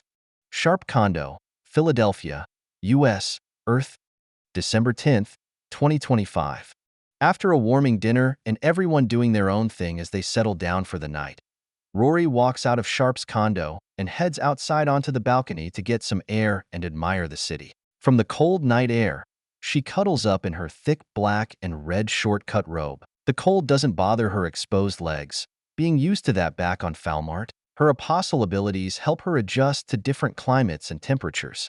Once she gets to a balcony railing, she leans on it and looks out into the city. What a strange and beautiful world this is, she says to herself as she looks at the evening streets. Even though it is nighttime, some places look like it is still daytime because of all the artificial lights. She still cannot believe of all the wonders these people have. She smiles and turns around, now leaning against the railing. She then closes her eyes. I know you are there. There is no point in hiding. She then opens her eyes and sees this beautiful female bluish ghostly figure standing there facing her. It looks like she is wearing this white robe with flowers around it. In her hair is this red rose. Who are you? She asks, somewhat surprised by her presence. As she looks to this mystery ghost, she is struggling to figure out what is happening. There is no magic on this world or magical creatures. If there was, they would have told her. How disappointing, the ghost figure says as she approaches. As she walks, the ghostly features start to disappear and become a more normal female form. After 2 millennia, I have got approval to reappear, and yet you cannot figure out what is happening. Maybe I am wrong about you, Rory Mercury? She crosses her arms. Well, someone is full of it. You are one of the gods of Earth. Let me rephrase my question. Who are you? The woman chuckles and walks up to the railing. She cannot help but admire this goddess beauty. She even feels this strange internal strength and spiritual connection like what she felt during the resort attack. Wait, she said. It was you who aided me during the attack at the resort? The first time I came here? Not entirely. I granted you my power to use your abilities. Ares allowed you to summon your opponent's souls and your warrior strength to empower you. The goddess said, but you are linked to me, for the lack of a better word. She is surprised it took 2 gods to allow her to use her abilities. From what she understood, the gods of this world represent one job. She wonders while the gods of Earth might be weak in all other areas besides their one true task. There, they must be incredibly powerful. That is just a theory, though. Back at the resort, she remembers them talking about the ancient gods of this world. Sharpe said Ares was the god of war. While she is most well known for being the apostle of war, she prefers to be the apostle of love. She was happy when he said she represented the goddess of Aphrodite, the goddess of love. Wait, she said as she reaches out to touch the ghost. But her hands go through. You are Aphrodite, the goddess of love. That is one of my many names. But the short answer is yes, Aphrodite said with a warm smile. It is nice to hear that name again by the living. One of the names? She responds. Yes, Rory. Aphrodite replies. I have many names in different corners of this world. During the first time Rory arrived on Earth, she the presence of Earth gods. While she still has her immortality and her apostle strength, she no longer felt the presence of Emroy, so souls could not pass through her and other abilities. For the first time in her life, she felt disconnected. Coming to Earth showed her world gods are limited to each world because she couldn't sense Emery and the other gods' voices anymore. However, she suddenly senses all of these new voices, and she assumed it came from this world gods. During the battle, she was surprised that a soul passed through her body. A soul only goes through her as the soul travels to Emroy, which he is not on Earth. At the time, she figured one of the gods Sharpe explained to her lent her their strength to fight the incoming attackers. Having that first soul pass through her helped warn everyone an attack was coming. The only reason why she did not bring this up to Sharpe and the other Americans was that it was clear to her that this god's presence was a secret. Sharpe describes that Earth religions are faith-based, unlike the religions on Falmart. After getting their help, she did not want to dishonor them. Besides, she didn't want to be the one to tell Sharpe and his people the truth when she didn't fully understand the situation. It might rip apart their society if they find out their gods are right there, but not interacting with them for some reason. She decided it was not her place to change the rules of this world. I should say thank you for helping us. If it wasn't for you two to blessing me with your powers, I wouldn't have been able to defeat those soldiers so easily, she said with a smirk. You are welcome, Rory, Aphrodite replies. She nods but then wonders why she is here. You are wondering why I am here, Aphrodite states. That is one of a million questions, she replies. I see you have picked up his sarcasm, Aphrodite comments with a giggle, and other habits and feats. She blushes, knowing who she is talking about, and glares right at her. Remember, I am the goddess of love. You wanted me as your goddess, not Ares. That means I can read your heart like no other. All your feelings and deepest desires, Aphrodite says as she plays with her hair. After hearing that, she couldn't help but glance back inside the condo, struggling to come up with a reply. Do not, Rory, Aphrodite says and places her hand on Rory's shoulder. I thought it might be wise for us to talk. Okay, she replies. Why do you want to talk? It is because of the gate? Aphrodite lets go of her and look out into the city, looking towards the U.S. Army military base that is protecting the gate. It seems our worlds have reconnected. This time my brothers and sisters want answers. She looks out to the military base and sees the giant fortified hangar that was built around the gate. It seems like Earth is the home of humanity, and she has listened to the debates with Vanguard 7 talking about this. One thing seems clear. The gate has appeared on Earth once before, bring the first wave of humans to Falmart.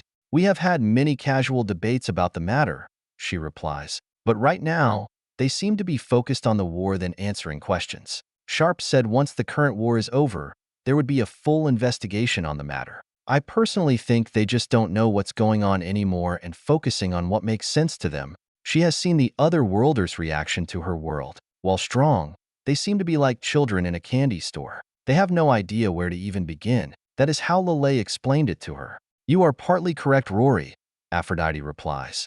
She looks to her confused. Partly? What does that even mean? Is this the first time the gate has come to this world?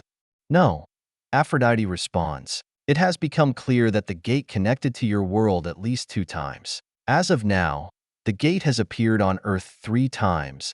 Her eyes widen, and then think about the meaning behind that. The gate is a legend back on Falmart. The known story is that each race comes through the gate and populates Falmart. While no written evidence, the story states this happens rarely. Not once a story says the gate reappeared on a world 2 times. Most stories that are passed down leave out much-needed context and information. How much is true and fake is always the problem in researching the gate. Strangely, Earth connected to Falmart 2 out of 3 times in their recorded history. She wonders if there is some deeper meaning behind this. Her time with the Americans and their allies has shown her that they have no reference for the gate coming to their world before. For all they know, this is all known to them. All of this is new to them, which means the other 2 times have been lost in history. The gate is only a legend, and the sages in Rondell only has old stories to do their studies of the gate. This is the first time the gate appeared on Falmart in anyone's lifetime, even for an elf. 3 times, you say? She replies. That seems strange since there are only humans on your world. My father Zeus was around when the first gate appeared over 10,000 years ago. It appears they went to your, Aphrodite states. How do you know that? She asks. How do you know they didn't come the second time? My fellow brother and sisters have been debating that over the centuries, but the context of the second appearance is not the same, Aphrodite states. Rory, I must make this clear first. My presence cannot be told to anyone. This world cannot know that we exist. She tilts her head and crosses her arms. Secrets only breed confusion and failure. Why are you hiding your presence? Aphrodite looks away to the city buildings. What do you see? She looks back at the city. Buildings, tall ones, cars driving around. There is that military helicopter landing. Your world is far more advanced than ours. What is your point?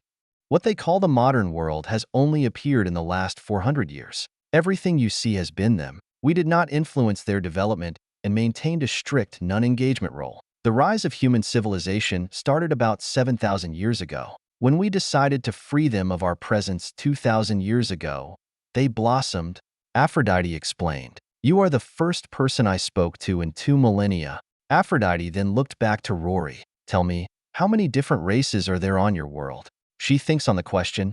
In 900 years as an apostle, she has never once thought of that question. It seems normal that Falmart is full of different races. She just shrugs her shoulders, showing she doesn't know the answer. From what we understand, an apostle represents a god, and each apostle lives for 1,000 years. The number of different races on your world also means the gate has appeared on other worlds. The gate is more legend than fact on my world, which means when it comes and goes with a large gap between. That means the civilizations of your world must go back hundreds of thousands, Aphrodite says.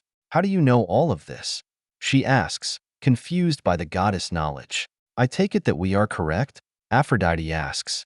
That is when she figured it out. Everything she has been saying, it sounds like facts, but there are questions that are hidden. It has become clear to her that the gods and goddess of Earth are just as clueless what is going on the other side of the gate, just like Imroy and the other gods and goddess on her world. It sounds plausible, she replies. Currently, we are going through the age of man. Before that was the age of demons and darkness. Before that was the elves and dwarves. It keeps on going. I actually do not know how many apostles Imroy has had before me.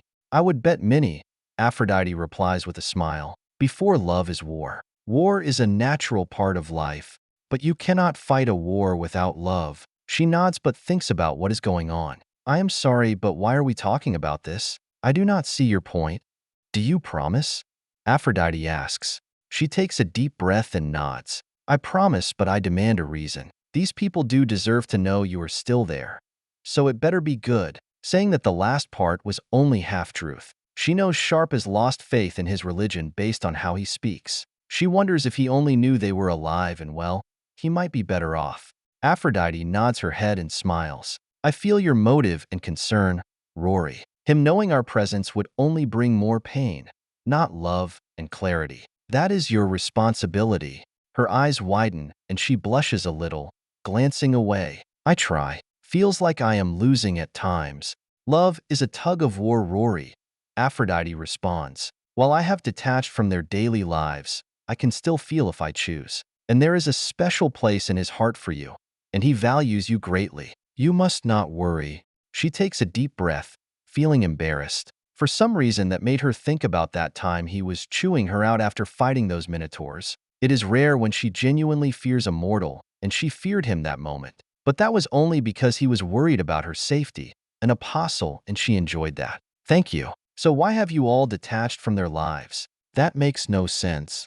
I will tell you, but first you must tell me what it is like on your world, Aphrodite asks. We are interested to know more. The only information we have is what the Americans allow through the gate. They have been very selective on what they present. Rory nods her head and begins to explain the relationship between the mortals and the gods of her world. That each god competes for each other for worshippers. How the gods are regularly active in the people's daily lives. But it differs between gods. Each god represents many duties, unlike Earth gods who represent one major duty. Some gods choose to live as an ascended form, while some like Hardy choose to live a physical form. She then goes on to explain how apostles work, and that each god and goddess chooses someone to represent them. All expect on God has an apostle. Apostles fight each other or leave each other alone. That the gods of her world see each other as rivals, unlike Earth gods who see each other as family or as a community. However, she is careful not to explain everything, only giving general information that is already public. She doesn't want to go into how her deep relationship with the gods and how powerful they are. That needs to be earned. Aphrodite listens to everything very carefully, making sure she hears every piece of information. It defiantly seems we are very different. Yes, she replies. At first I did not believe what they said. Everything sounded so different it could not be true. But it is. Now answer my questions. Aphrodite nods her head. All right, you want to know why we detached ourselves. We decided that we were no longer helpful. That is not an answer, Aphrodite. Don't beat the bush with me, she says, being serious. Aphrodite giggles hearing that. I believe the saying is, don't beat around the bush. You people and your sarcastic phrases, she replies and keeps looking at her, wanting a satisfying answer. As I said, the gate has appeared on this world 3 times. The reason we believe the humans migrated to your world was during the first gate appearance, Aphrodite said and pauses. That was the only time nothing came through. She nods her head as she listens but stops. Wait, the Empire was not the first ones to come to this world? No, Aphrodite said. 2,000 years ago, the gate appeared on the fields of Armageddon, too. A dark and powerful force. Who were they? She asks, now taking this seriously. We are still debating that, Aphrodite responds, hearing that she can tell that they do not know. She never realized not limited gods can be when it came to matters outside their world. When the gate reappeared here, we thought it was them again and not the Empire. While we were thrilled it was not them, it was a shock that it was humans and other creatures and beasts that came through the gate. Aphrodite continues. As she listens, she realizes that Aphrodite has no idea what the gate is. She seems as clueless on its purpose as Sharpe and his people. If the gate has only appeared 3 times, that it might mean they just have not had enough encounters to understand it and form a story around it. More importantly, these dark invaders sound familiar. Even the time frame seems too familiar. You have more answers? Aphrodite asks. There is a story on my world that fits yours. 2,000 years ago, my world was being overrun by these demonic races. It helped bring down the age of elves and dwarves, she says. In the legend, this man rallied a coalition and destroyed the invaders, freeing Falmart. What was this man name? General Kiso Sura, I believe. She sees Aphrodite with this disbelief look on her face. General Kiso Sura? So, he went to your world? Aphrodite asks with an open-end tone. She was about to reply but stops herself. Based on her tone, she knows of the man, which should be impossible. You know of General Kiso Sura? Aphrodite looks away and glances up to the sky like she is looking at her fellow gods and goddess. She then looks back to Rory with a whole new D minor. All right, I just spoke with the others. We all agree. Agree on what? All 3 gate presences have been connected to your world, Aphrodite states. She thinks on Aphrodite said for a moment. When the gate appears on Falmart, it must have appeared on other worlds because the story says each time a new race comes through. The idea the gate has connected Earth and her world 3 times doesn't sound like a normal function. How do you know of Kiso Sura? Did he visit this world during the second opening? She asks.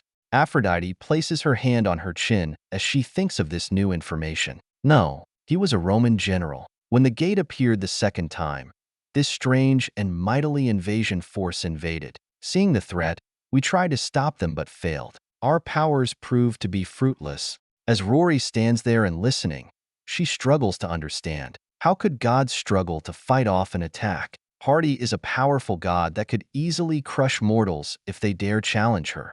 However, while we failed, our subjects succeeded, Aphrodite says with much pride in her voice.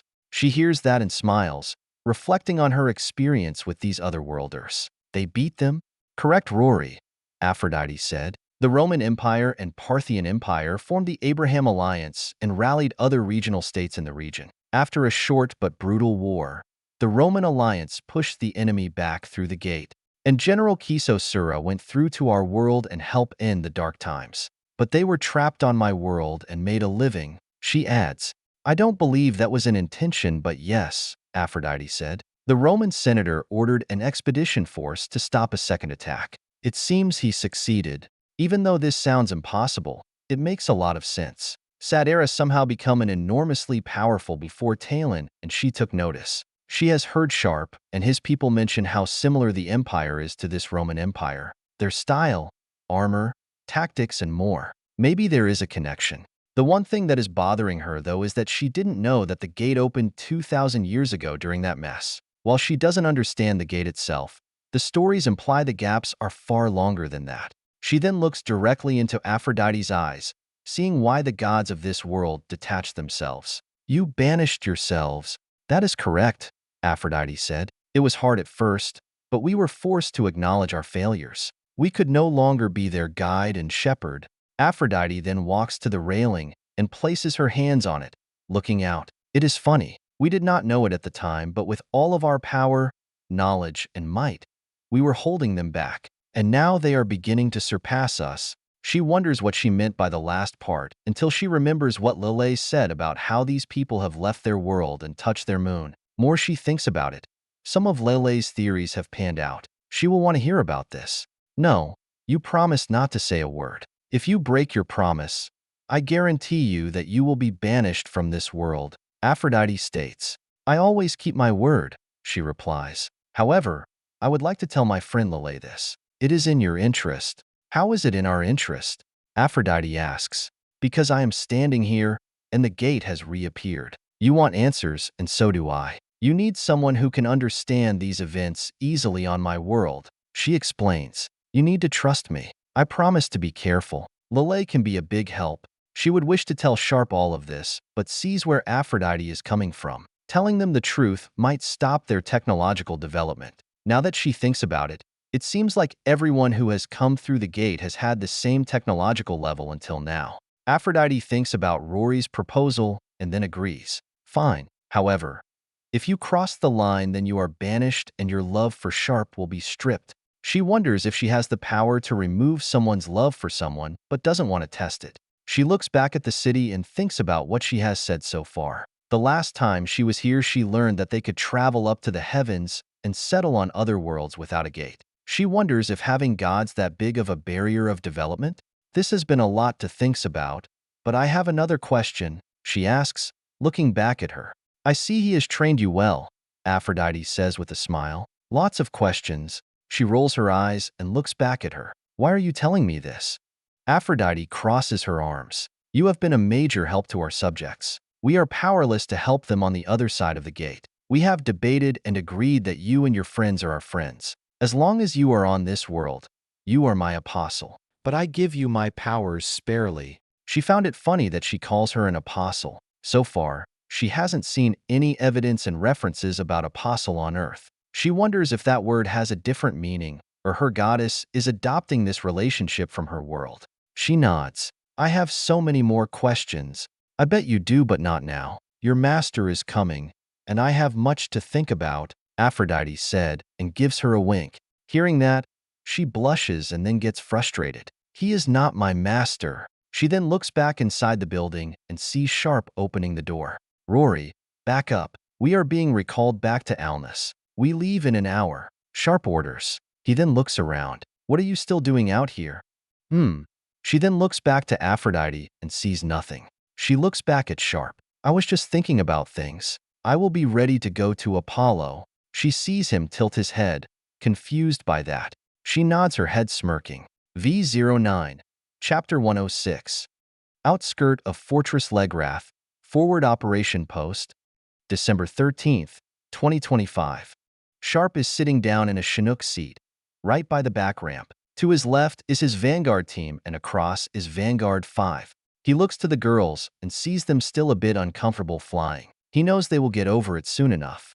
As he looks over, he sees Rory sitting there. He sees that she sees him and gives him a flirtish wink to him. He knows that is her way of relieving tension and stress and allows it. She is an apostle. After all, it is insane that she listens to him even half of the time. He returns the flirtish wink with his own, forcing her to glance away embarrassed. When they all arrived back to Alnus, he notices Rory was a bit quiet, which is unusual for her. He wonders if everything is okay, or if he is overreading a situation. Right in front of him is Captain Bailey, leader of Vanguard 5 team. At Bailey's side is Delilah, dressed in her ninja gear with a little mix of ours like radios, flashlights, and tactical gear. She heard of our experiences with Dars and Algona, 1, and the arena at Alguash, 2. She claims her people can easily detect these Dar shapeshifters. That information would have been good to know beforehand, however. It was not like NATO knows what to ask. If he did not see one change for himself, he never would fully believe it. The Chinook shakes from the intense rain outside.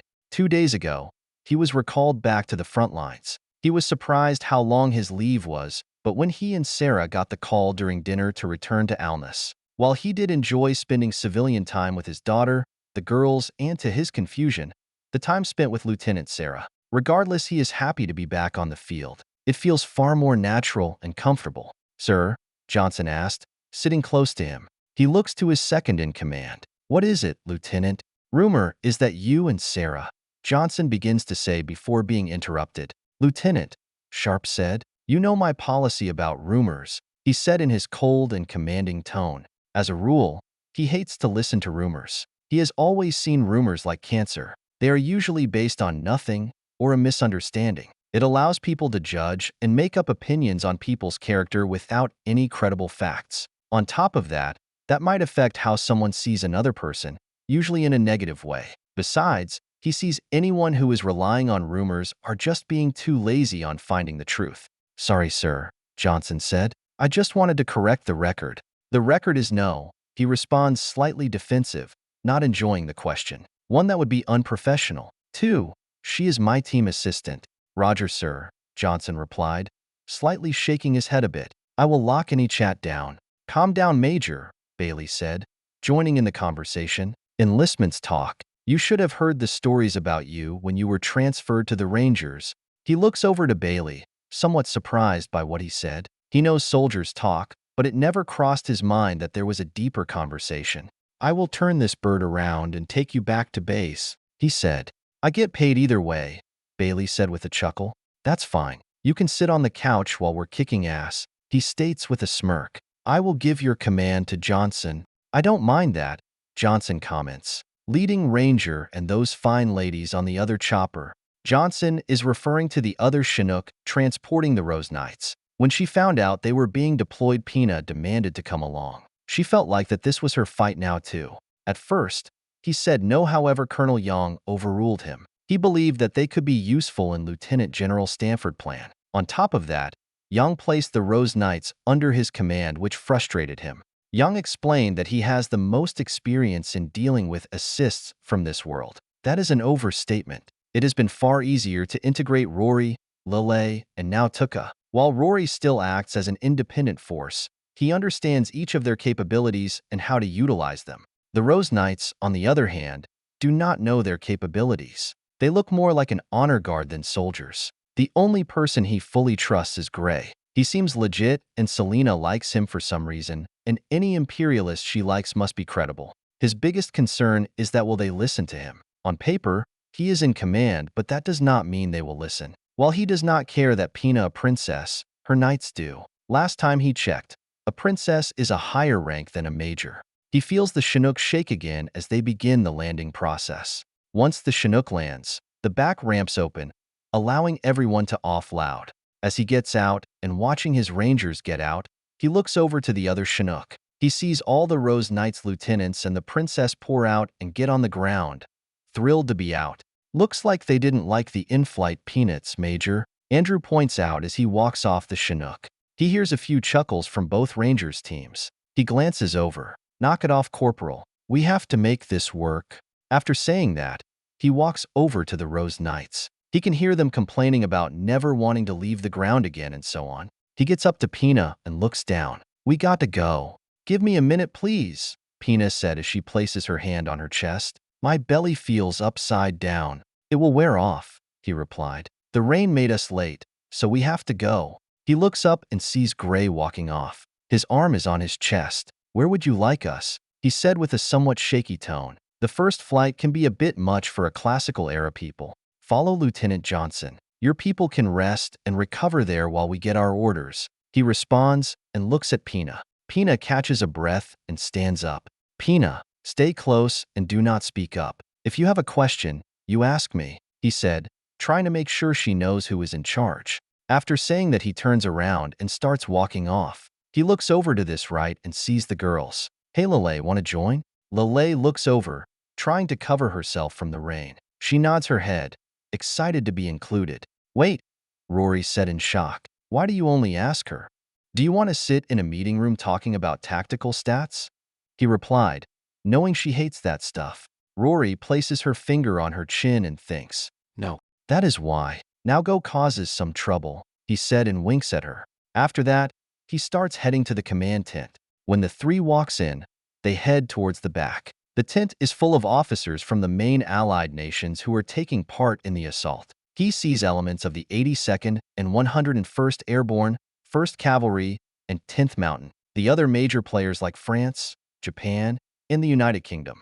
He also notices some special ops officers over to the left. The British SAS, the Polish GROM, Lieutenant Commander Daniel SEAL team, and a few other Ranger teams. It seems like Stanford is pulling all the stops, and from his experience in dealing with this fortress, that is a smart move. There is a lot of you, Pina said quietly, glancing around. These are the major players of the NATO Expeditionary Force, he replied. Who are they? Pina asked, leaning closer to him. Well, those one there are the English. They have been our closest allies for about 80 years now, Sharpe said. Once they controlled 25% of our planet. They were the ones who started the anti-slavery movement in our world. They created the first rights of man documents in our history. Didn't you rebel against them? Lelei asked. Sharpe could not help himself but smirk. Yeah, we totally kicked their ass. He then slightly points to the French group of officers. They're one of the top 5 militaries on our world and our oldest of allies. They are pretty badass in wars, but we don't tell them that. It's a state secret. Pina crosses her arms, confused by that. Why do they look different? That is the Japan Self-Defense Force. They are our #1 ally in Asia. We fought a world war against them, but now we're friends, he said. Pina nods her head and looks up at him. It sounds like your people fought all of your allies at some point. Oh no, he replied, but then thinks. Wait, UK, France, Japan, Canada, the Germans again, Italy, He then starts counting with his fingers of all the current allies the US has but we fought against in a war. Okay, maybe about 50-50. Lelei looks up at him and lightly hits in with her staff. Okay, Sharpe replied, maybe closer to 60%. Is there anyone here you didn't fight against before? Pina asked, a bit baffled by what he said. Yeah, he said as he points to these Polish soldiers. Those are the Polish Special Forces. We didn't go to war against them. Actually, a Pole helped rein our ragtag military into a professional force back during the Independence War. Now listen up. He's talking about how we're taking the fortress, he said as he crosses his arms. Make sure you take notes. He glances over and sees Lelei, already with a notebook, taking detailed notes. He smirks, wishing she were around during officer school. He could have gotten better grades with her note-taking skills. Main Chamber, Fortress Legrath, December 13th, 2025. Talon is sitting on the main commander's throne, looking out at the skates, servants, and commanders. Emperor Zorzal's instincts were right to question General Crisis' loyalty. Some of his commanders were tortured before being crucified. He invented to surrender to the otherworlders. While that satisfied General Herm and his commanders, that only left more questions. None of this is making sense for him. He understands the hatred Sadera nobles have for the man, being a gladiator to general. How did Zorzal know he was a traitor? From what he understands, Zorzal barely knows him. Unlike his father, he seems to react more as a rule than plan things out. Molt was a brutal ruler, however he acted, not react. A stronger leader cannot react to events. He looks over and sees General Herm walks through the door. On his right cheek is this freshly deep cut from his fight with Crisis. While Herm claims he killed the traitor, it seems Crisis left a permanent scare. Don't touch, Herm yells as one of his maids tries to match his cheek. And you, Talon, why are you just sitting there? Herm asked in a disrespectful tone. He just shots him a glare, warning him not to be disrespectful. While you left to spring your trap, I was here and repelled an attack, he replied. And yet you lost the princess, Herm said. By the people, you laid the trap. You failed to stop them from teleporting here, he responds. Because you weren't there. I was fighting 2 apostles, Herm points out. He looks at him and holds up a finger. Because I knew you would have failed, saying that angered the general. Failed? I led our forces to their world, and I crushed their forces there. If it were not for our vassals, we would have won. But you didn't, and here we are now, he said. What has been bothering about that event is how did you do back through the gate while the talented leaders died? Right when he said that, he notices Herm shut up with frustration. It seems he has hit a nerve with this man. Do not question me. I defeated the rebels here and killed General Crisis and the traitor Mwilk, Herm said. He nods his head and thinks about that. So, do you have his head? Why would I disgrace that damn bastard head? Herm said, frustrated. And yet, that bastard has done more to fight the enemy than Sadera has. Maybe I picked the wrong side, he points out, pushing the general. When Herm arrived right before the north being blockaded by the enemy, he noticed how few of his men came back and with no evidence of a victory. He boasted how he slaughtered the rebels. But we only have his word. That is treason, Talon. You built the empire, and he was threatening to undo it. Herm points out, I am loyal to the empire, not to you or your friends, he states, making sure he understands his motive. There is this small silence in the room, and everyone wants to see what happens. Okay, Herm said, you are the Empire Apostle. What do you propose what we do? He has been thinking about that question a lot. From his own experience with these other Worlders warriors, he has noticed that they operate in 2 ways. They seem to utilize both a hammer and a spear approach. The main forces push hard and crush the Empire legions, while they send a small, well-trained group that Rory Mercury been working with to exploit the legion weakness. from his experience during the raid of Sad Era is that these otherworlders have destructive reach. He learned that the hard way and does not want to experience that again. While the fortress is well fortified, the enemy has the farther reach the Empire weapons. But he remembers that blue-hair magic user that has been following Rory. It is only a theory, but she was the one who enhanced the ballista in Sad Era that knocked him into that building. It moved at such incredible speed he was barely able to catch it before impact. "Do we have magic users here?" he asked. "Yes, we do." This young commander walks up. "But magic users have proven to be worthless against them. Same with everything else," Herm said and places his hand on his chin. "All we have to do is wait though. The Horde is supposed to be mobilizing and marching here." "You are bringing the Horde here?" this other commander said, shocked. Talon understands the commander's feelings. This fortress was built to prevent the Horde from crossing into these lands. While there are some civilized races with the dark races, many are just beasts living off their basic instincts. They cannot be controlled without brute force. "Yes," Herm said. "With them, we can outflank them and overwhelm them with pure number until they turn on us and the peasants of Elis." A commander who is protesting the idea. "Are you volunteering to attack then?" Herm asked, looking directly at the young man.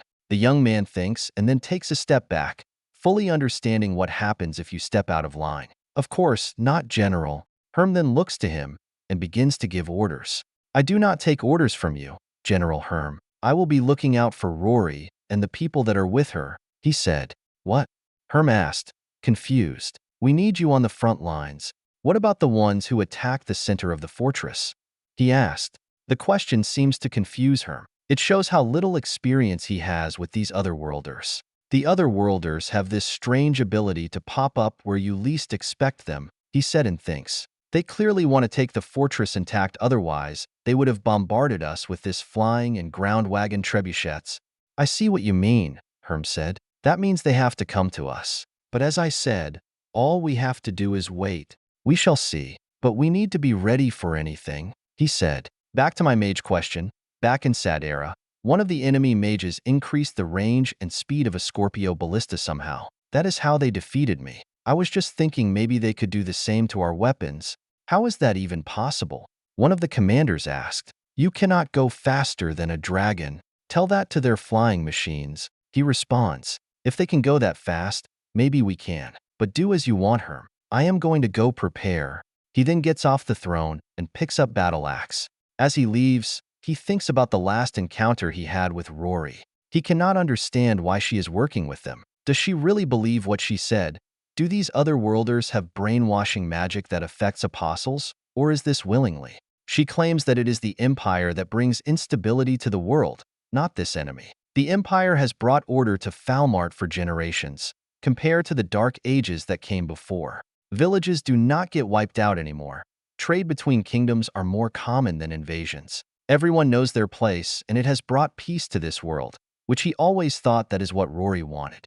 They once worked together, and he would prefer they work together again. He never let go that she left him, and never could figure out why. They both accomplished what they set out to do, and she then did not like that. And now she is following this other man, and literally following him like a loyal servant. That part frustrated and baffled him. A man not even from this world, who is weak and mortal. He assumed that her intentions were not to bring tranquility to Falmart, but chaos, since Emroy is the bringer of death or instability. He should have seen that coming, but he was trapped by her great personality and idealism. He always wonders if it was foolish to trust her in the first place, or did something else change that forced her away. V09, Chapter 107, The Battle of Legrath. Underground Tunnels, Fortress Legrath, December 13th, 2025. "I cannot believe we are stuck down here again," an Imperial guard said as he sits down on a bench. The other soldier walks over with a pail of water. "Well, we could be up top and fight. Better than sitting here bored," the first soldier said. "Didn't the enemy once come through here? Not that long ago." The soldier points out. "There are many tunnels, many that leads nowhere. Even if they know of them, the odds they pick this one," the soldier said, but then hear this strange sound from behind. He then turns around and sees the guard on the ground, head splattered on the floor. He then looks down the tunnel and sees these soldiers standing there. He sees one of them aiming at him, and everything goes dark. Sharpe sees the two guards fall from the silent attack. From what he can tell, the entrance to the fortress is secured. He signals with his hand for the rest of his rangers to move forward. Lieutenant General Stanford wants Special Forces units to sneak inside the fortress through the underground tunnel, just like last time. He got the idea when his ranger unit went to rescue Tuke people. While the Special Forces units attack from within, the main force is engaging outside, first as a distracting force and then to soften them up. Their job is to keep the enemy focus on them, so we can move around more freely. The Special Forces secure an insertion point for elements the 101st Division flies in and offloads airborne troops inside. The key problem with this fortress is the double wall fortification. Otherwise, the direct approach would be more than enough. Private First Class Harvey Frost and Private First Class Marvin Scott rushes and secure the entrance. Once he gets the okay from his NW network, he waves everyone else forward. As both Rangers and Rose Knights rush forward, storming the entrance, he stops Tula as she passes him. She stops and looks at him. "What is it, sir? Why are you holding up?" he asked. He knows this place has been bad for her people and could bring up some unpleasant memories. Many of her people were tortured and killed here, and she has used bait for him. "I am fine. Let us just end this place and bring the Imperialists to their knees," Tuke said with a smile. He nods. "Don't let your emotions get a hold of you. Victory will be enough." He looks down and sees that she is using the bow he got her. "When we get into a fight, focus on the officers and work your way down. You are my marksman." "Got it, boss," Tuke said with her smile. He pats her on the shoulder and then follows his rangers as everyone moves through the tunnel, taking out any patrols they run into. Last time he came through here, everything felt wrong. They barely ran into anyone, just like now, but it felt like a trap. This time, everything feels sloppy. He doesn't feel that crisis charm, one. While it is only a guess, it confirms the rumor of the power struggle within the Imperial Army. NATO has been fighting all around Elise. They have fought bravely and with much professionalism. With all their limitations, they watched, learned, improved, and adopted against an overwhelming force. When the war was started, the US only saw the worst side of these people. Even though they are so different, there still can be respect between everyone. He glances into his NW feed, checking on the other units that are attacking through other tunnels. Besides for his unit, the reception is bad in lag. That problem should be fixed once they're out of the lower area. Based on what he can tell, everything is going fine. "What are you staring at?" He looks away from his HUD and sees Pina looking at him. "I'm checking on the status of the operation and the team." Pina looks at him confused. She then looks to everyone and back to him. "But you haven't said a word to anyone. You're just making a strange face. You understand what a camera is?" he asked. "Yes," Pina said. He then points to the camera that is on his helmet. "Everyone in the US Army has this on their helmet. That allows me to see what they're seeing." "You're kidding," Pina said, struggling to fully understand what he means. "You people are just so advanced. Technology is important and is a force multiplier, but nothing will ever replace that boots on the ground and the fighting spirit of the warrior. Never forget that." He then starts moving again. He has used many of the most advanced technology the Army has to offer, from advanced smart targeting, smart bullets to active camouflage and other interesting toys from DARPA. Technology fails, and none of that replaced the soldier. "All right," he said. "Stay tight and watch corners. I want 2x2 formation outside of the fortress."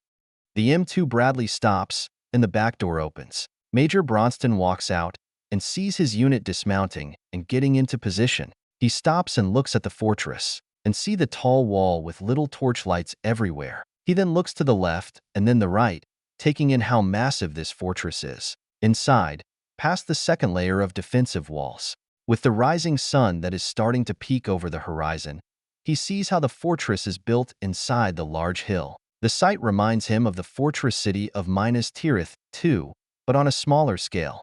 The place looks heavily fortified and ready for a battle and against any army from this world. It probably would give them hell. But today, the attackers are not from this world. None of that bows and arrows, but good old American steel. He looks around and sees his unit get into position. His orders are to make the Empire defenders focus on his unit, to force the Empire to show its teeth and hammer them. Stanford is concerned about any new surprises from the Empire. Crisis has shown while with inferior technology, they can be resourceful.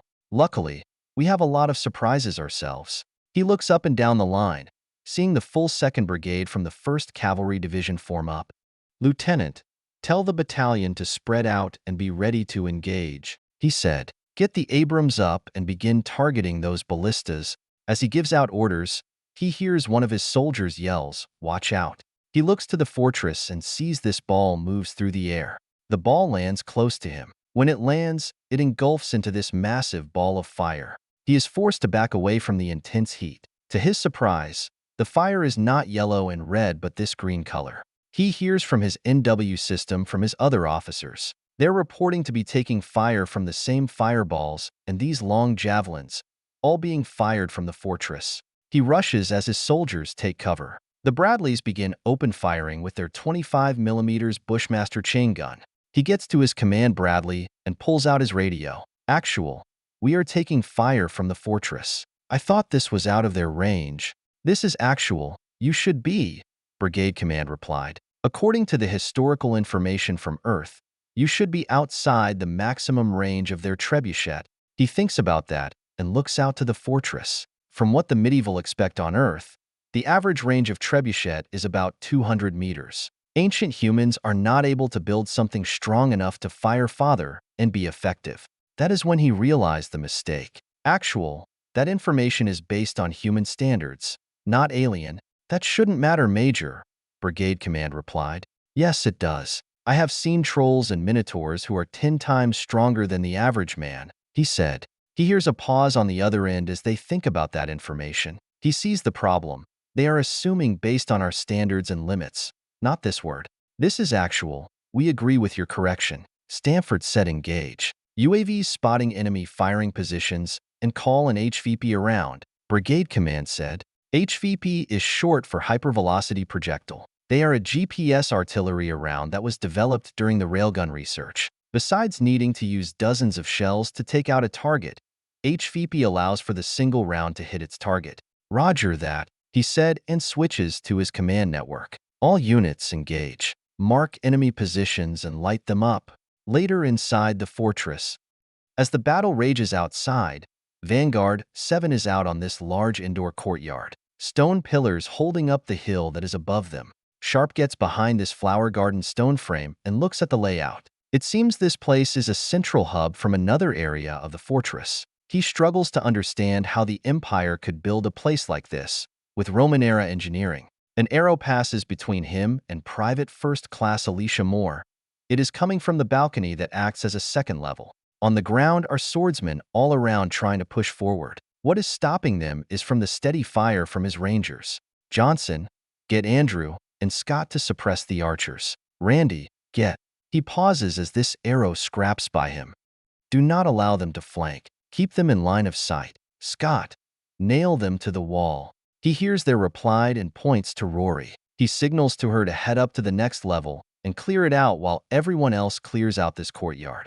He looks around and fires his rifle. He sees his plan coming to fruition, preventing them from flanking and forcing them to huddle together. That prevents them from charging, stealing their momentum. Gray appears to his left, placing his hand on the stone wall that surrounds the garden. What is the plan? They are feeling left out. When then got into this engagement, the last thing he wanted was to get the melee troops inside the line of fire. That only increased the chance of blue-on-blue friendly fire. He is having a hard time to properly utilize swordsmen and swordswomen of the Rose Knights. It is a new form of warfare that he is trying to learn on the job. This is the U.S. Army.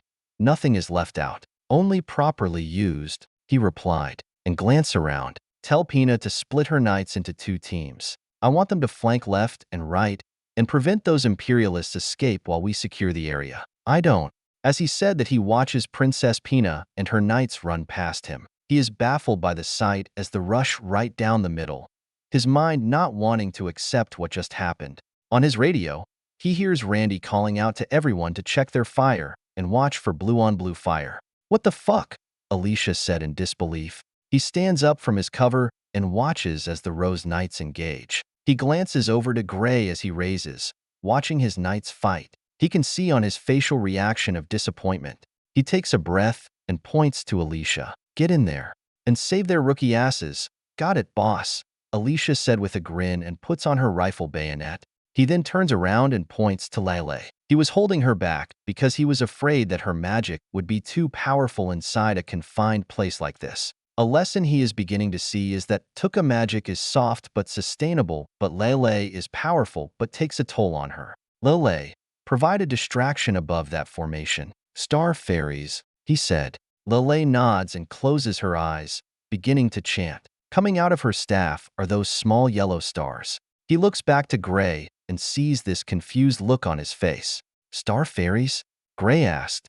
It's a teenage girl thing, he said with a shrug. Follow me. If you want a job done, you must do it yourself. Pina raises her sword and blocks her opponent's sword. Seeing their blades locked into each other, she pushes back and slashes down at the swordsman, cutting through him. Making sure the swordsman is dead, she looks to her knights. They seem to be fighting flawlessly, all staying close together, so they do not get surrounded. She sees Jalen pull his sword out of a dead body. Bose is aggressively attacking her opponent. Same with Beefeater and Panache. So far, she is proud of her knight performance, going toe-to-toe against well-trained Empire legionaries. She was getting frustrated that Major Sharpe was holding her and her knights back. She did not want to come along just to watch them fight, but to make a difference and prove herself. Growing up, she has been sidelined, and she had no intention to allow that to happen here. She saw an opportunity to get in the fight and help, and she took it. Gray has always said do not hesitate during a battle, and she did not want to now. This swordsman charges forward her. She dodges it if the way and their weapons collide. After a few more blocks, she swings past him and slashes his chest, cutting him down. She takes a breath as she looks for her next opponent. As she looks, she sees this big muscular walking forward. However, he is not coming to her but to Hamilton. Hamilton is backing up, just now noticing that man. From this view, he is about 2 heads taller than her. Hamilton, she yells. She rushes over, but is blocked by this other soldier. Feeling the pressure to get him to her friend, she rapid attacks against the soldier. Shun then pushes him back, and right before she attacks, she hears this strange feminine roar. The sole female ranger comes out of nowhere and ranges her weapon into the man's side, using the knife at the end of it. As the knife goes into the man, she unloads a few rounds into him, falling over dead. The female ranger pulls out and charges forward to her next target. You're next. She watches as the female range rushes away, trying to remember her name. She looks back, remembering that her friend is in danger. She sees Hamilton on the ground with the soldier foot holding her down. She is struggling to push his foot off her. He raises his sword, brings it down to her. She rushes and tackles him to the ground. His blade hits her side, hitting the side of her body, and the blade tip hit the ground. She falls forward and rolls off the man. She gets up and feels a punch by that soldier. She gets pushed back and raises her sword and gabs it at him, but it is deflected by his armor. But this blade comes through him, coming from behind. Your Highness, Hamilton said. She has pushed her sword through the weak point of his armor. She takes her sword and rams the point through his neck. As the man falls, she gets up and goes to her friend. Hamilton sits down on the stone garden frame, holding onto her side. Are you okay? She asked. Yes, Hamilton replied as she looks to her side and sees the blood. It didn't go through all the way, just a scrap. Thank you. She looks up, wanting to take her to the ranger surgeon. As she looks around and checks on her Rose Knights, she sees this halberd flies down from the 2nd level and cuts this man in half.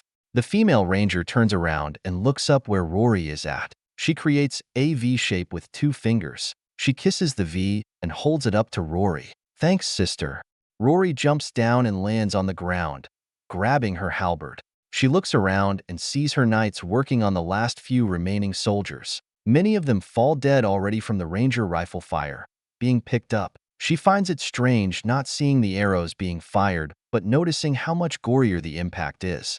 Keep fighting, we have them, she yells, looking for the next soldier to attack. Princess, the hallway, Beefeater yells, pointing down this hallway. She looks and sees what seems like a dozen soldiers rushing down the hall. Her knights are to bust fighting the current ones and cannot get into formation to fight the new wave. Gray, she said and looks around, noticing that he is not around. She wonders why he did not join in the fight. As the Empire soldiers rush out, she then sees Gray and Sharpe running along the wall, heading to the hallway entrance. the incoming soldier unable to see them. She watches Gray rushes into the front of the entrance and blocks the soldiers. With one swing, he slashes one of the men's necks. Then he gets out of the way, heading to the other side of the entrance. 3 soldiers run out and face Gray, all of them having the backs to Sharpe. With 3 shots, he kills them all. She watches them work together and bottleneck the other soldiers in the hall. Gray blocks them and cuts them down while Sharpe is right behind him picking them off. They seem to be working very effectively and wonder why Sharpe did not want her help. She turns around and helps her knights finish off the remaining soldiers. After the battle, Sharpe walks past a few of his rangers and knights. After a fight, he normally does not want to stick around in that place. Movement is the key when on the attack. A battle makes a lot of noise and that attracts the enemy. Plus they have a mission to complete. The only reason why he is waiting here is that Hamilton got wounded in their charge. Hearing that infuriated him, but kept himself calm. He walks over and sees the team medic specialist Jerry William patching up her side.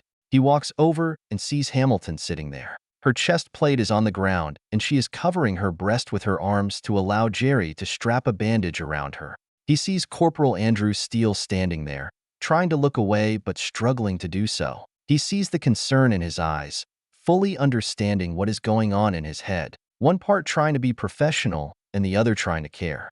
He sees Pina sitting right next to her and Gray standing there, watching, taking interest in how we heal people. It might be a fascinating sight for him.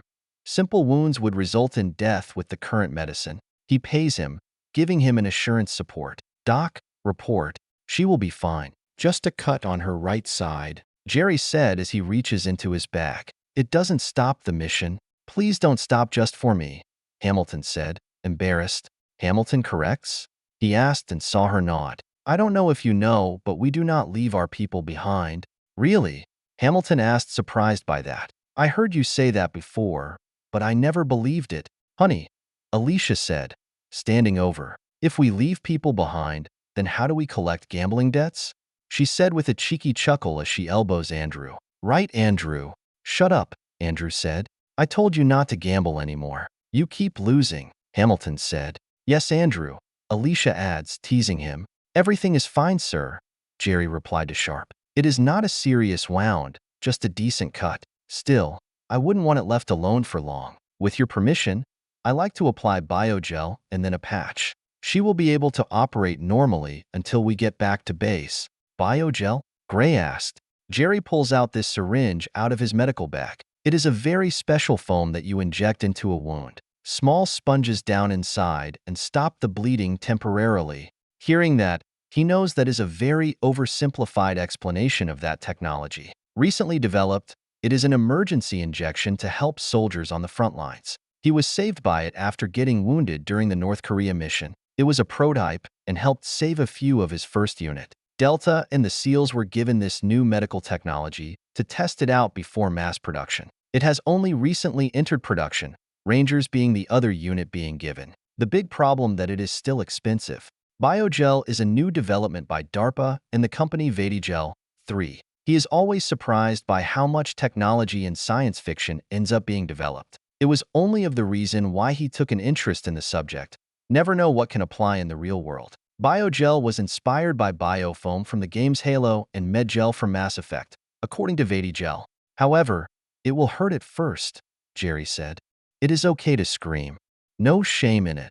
Hurry it up, Doc, he said. We need to move. Andrew, stay here and get them back on their feet when they're done. Yes, sir, Andrew said, feeling a bit more relaxed. He then looks to Pina, seeing that they need to make an understanding. Pina, follow me. Hold on, Pina replied. I said follow me. He responds in his cold command tone, which shocked her. When he sees her standing up, he starts walking away. Pina catches up behind him. What is it? As she said that they hear Hamilton screaming with pain from the injection. Once he gets away from everyone, he turns around and grabs her by the armor's chest strap. He pulls her close. Next time I give you a goddamn order, you fucking follow it. Do I make myself clear? He can see her baffled reaction. Being royalty, she probably is not used to someone getting this close or treating her like this. That title might have value to her knights, but not to him. Hey, she said, I was not going to sit back and... He pulls her closer, so their faces are right next to each other. This is my command. not yours. This is no longer your Rose Knights Honor Guard. This is the United States Army. You will obey my command, or I will bust your ass down. She grabs his arm and pushes him off her. Hey, I am not some puppet you can control. I might be a woman, but that does not mean I can't pull my weight. I can fight just as well as you can. I don't give a damn. You can keep that sexist crap at the door, he said, pissed at what she said. This is war. One bad move and everyone is dead. Get it through your head, or I will get it through there myself. The one thing I will not tolerate is half-ass cowboy shit. That is how you end up with that. He then points to Hamilton being treated. That was unnecessary, but she is okay. I never would allow anything to hurt her, Pina said. But that doesn't mean we came all this way to just be left in the back idly. I understand what happens when someone dies under your command. I lost someone finding your people. He looks directly at her and takes a deep breath. He then points down the path they just came. If you can't accept my command, then take your knights and go home. He then turns around and walks away. Pina watches Sharpe walk away, wanting to stop him and apologize but cannot. She sees Rory walk over to his side and starts walking to him about something. She still cannot believe how close an apostle is with a mortal, especially to someone not from this world. Talon has always been loyal to the Empire, however, he never interacted with the people and government like those two. She finds it is a fascinating and scary sight. She wonders what a relationship like that might be. She looks around and notices that everyone was listening to their conversation. She then places her hand on her forehead and takes a deep breath, regretting what just happened. Damn it, I am not good at this, she said to herself softly. Are you okay, princess? Want me to punch that prick in the head? Bose is asked as she walks over. No, just get ready to go, she replied. Pina, Panache said, this is ridiculous. We don't need them. Knock it off, all of you, Gray said and walks up to them. Why are you acting like this, princess? I don't know, she replied. All she wanted to do was be helpful on the mission. She did not want to be sidelined like she was with her family, and all she saw was that happening again. Princess, Gray said, and all of you, this is their quest, their rules. Well, their rules we're going to keep up in the back. Picking up the pieces, Panache said. If that is what they want, so be it. You're Rose Knights now, not children, Gray states point out. And besides, if you waited literally 5 seconds, he was about to give you orders. But because you charged in their line of fire, there was no one to stop their reinforcements. She knows what he means. During the fight, she saw those soldiers that arrived. Her knights were too busy fighting others and could have been overrun. Hearing Gray said that makes her feel bad for screwing everything up. She realizes everything she did was just because she wanted to prove herself. If only she waited for her chance, that would have done it. But now, she just proved that they are a liability and now an assist. I should apologize. Don't bother, Gray responds. All of you go help out and get ready to leave. I take it Hamilton is okay? Beefeater asked. Gray responds with a nod. Their healer has some powerful medicinal herbs. Hearing that Hamilton is okay, it lowers the tension between them all. As everyone walks away, she looks to Gray. Why do I keep screwing up? Gray places his hand on his shoulder. Your Highness, you are still young and have much to learn. I see that, she replied. Gray takes a breath and looks at everyone. I wouldn't worry about it. Just listen for now. It was a matter of time something like this happened. We are still learning how to work together. It is going to take time for users to fully understand each other. She nods, agreeing what he said. All right, let us try this again. V09. Chapter 108 Battle of Legrath. Fortress Legrath. December 13th, 2025. Outside this underground chamber, all the Empire soldiers hear the loud explosions from the other worlders' war engines. It seems that the enemy invaders have underestimated the defense of this fortress. While he does not know what is happening outside, he understands his responsibility right now. Herm gave him the responsibility to lead a 2,000 legendaries into the enemy formation. He turns around and sees his men. Most of them are from other units that have been destroyed during the Ely's campaign. While most are humans, many of their armored minotaurs, many Mercury Varadans mixed in, and a few other races. He looks into the eyes and notices an interesting sight. While most of them seem ready to dive into battle like a true Imperial warrior, many seem relenting, which is a sight he is not used to. Even during the darkest days of the Empire, the Imperial army has a long tradition of standing tall. He wonders if their morale was ruined about the recent crisis and Wilk rebellion. To regain order and allegiance, General Herm had to crucify anyone who did not kneel and show loyalty to the Empire. Basically, anyone who was loyal or expressed loyalty to the rebel crisis. Everyone should be happy that the proper order has been re-established. Men, the Siderian centurion yells, holding up his sword. Listen to me. He looks around as everyone starts looking at him. Fortress Legrath is built inside a massive hill, which means most of its constructions and buildings are built inside the fortress. He can see the dwarfs contractors walk around, making sure the wooden and stone walls and ceiling hold up the dirt and working the ceiling gate. Seeing that all eyes are on him, we are about to charge against the enemy. Our mission is to kill their first advance force, while our engineers take them out with the Lethabalos, 1, and heavy ballistas. He then hears this massive roar from one of the giant wild minotaurs as it gets loaded up into the chamber. I know you all have been through a lot in recent weeks. Your Fort Legatus and the banished general abused your loyalty and, as he speaks, he looks around, seeing many of his troops disgruntled. He even sees a small fight breaking about between two camps. It seems Herm failed to purge all of Crisis loyalists. Legion, he yells, knowing that is what Crisis yells to rally the troops. To his surprise, he only got moderate results.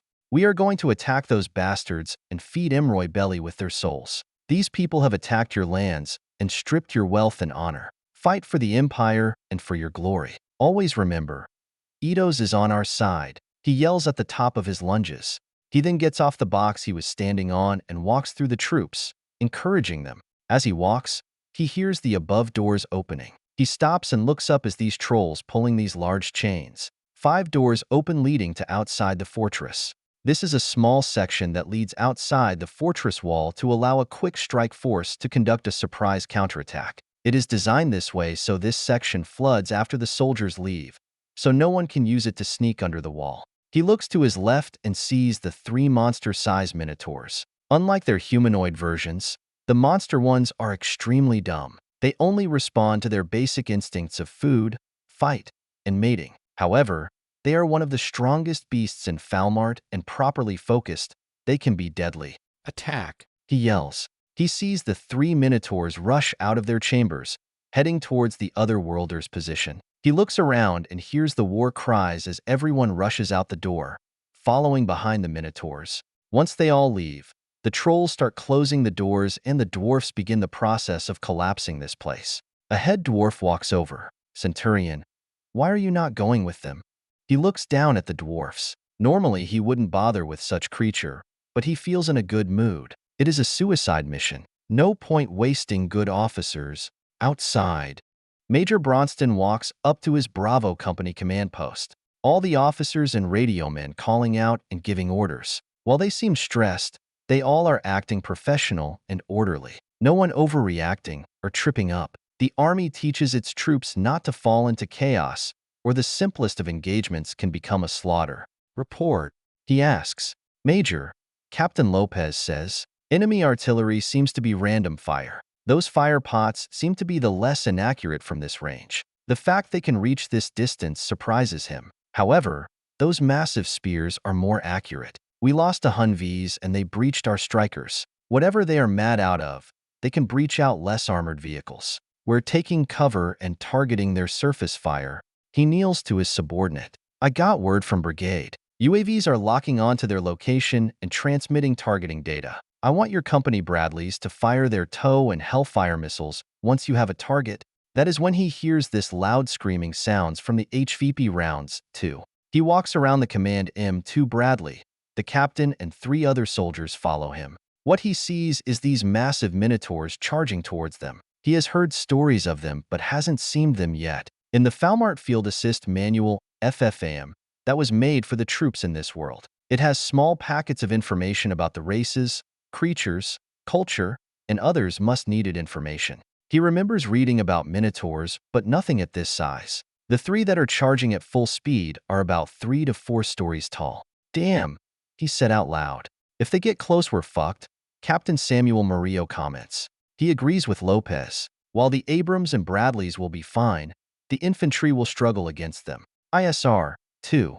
says a brigade-size infantry force right behind them, one of the radio men says. He nods and gets on his radio to his Alpha Company commander, Captain Aaron Wohali. Do you see those three? How can I, sir? Orders. Captain Aaron Wohali asks. Take them out, he says firmly. Send them with welcoming basket.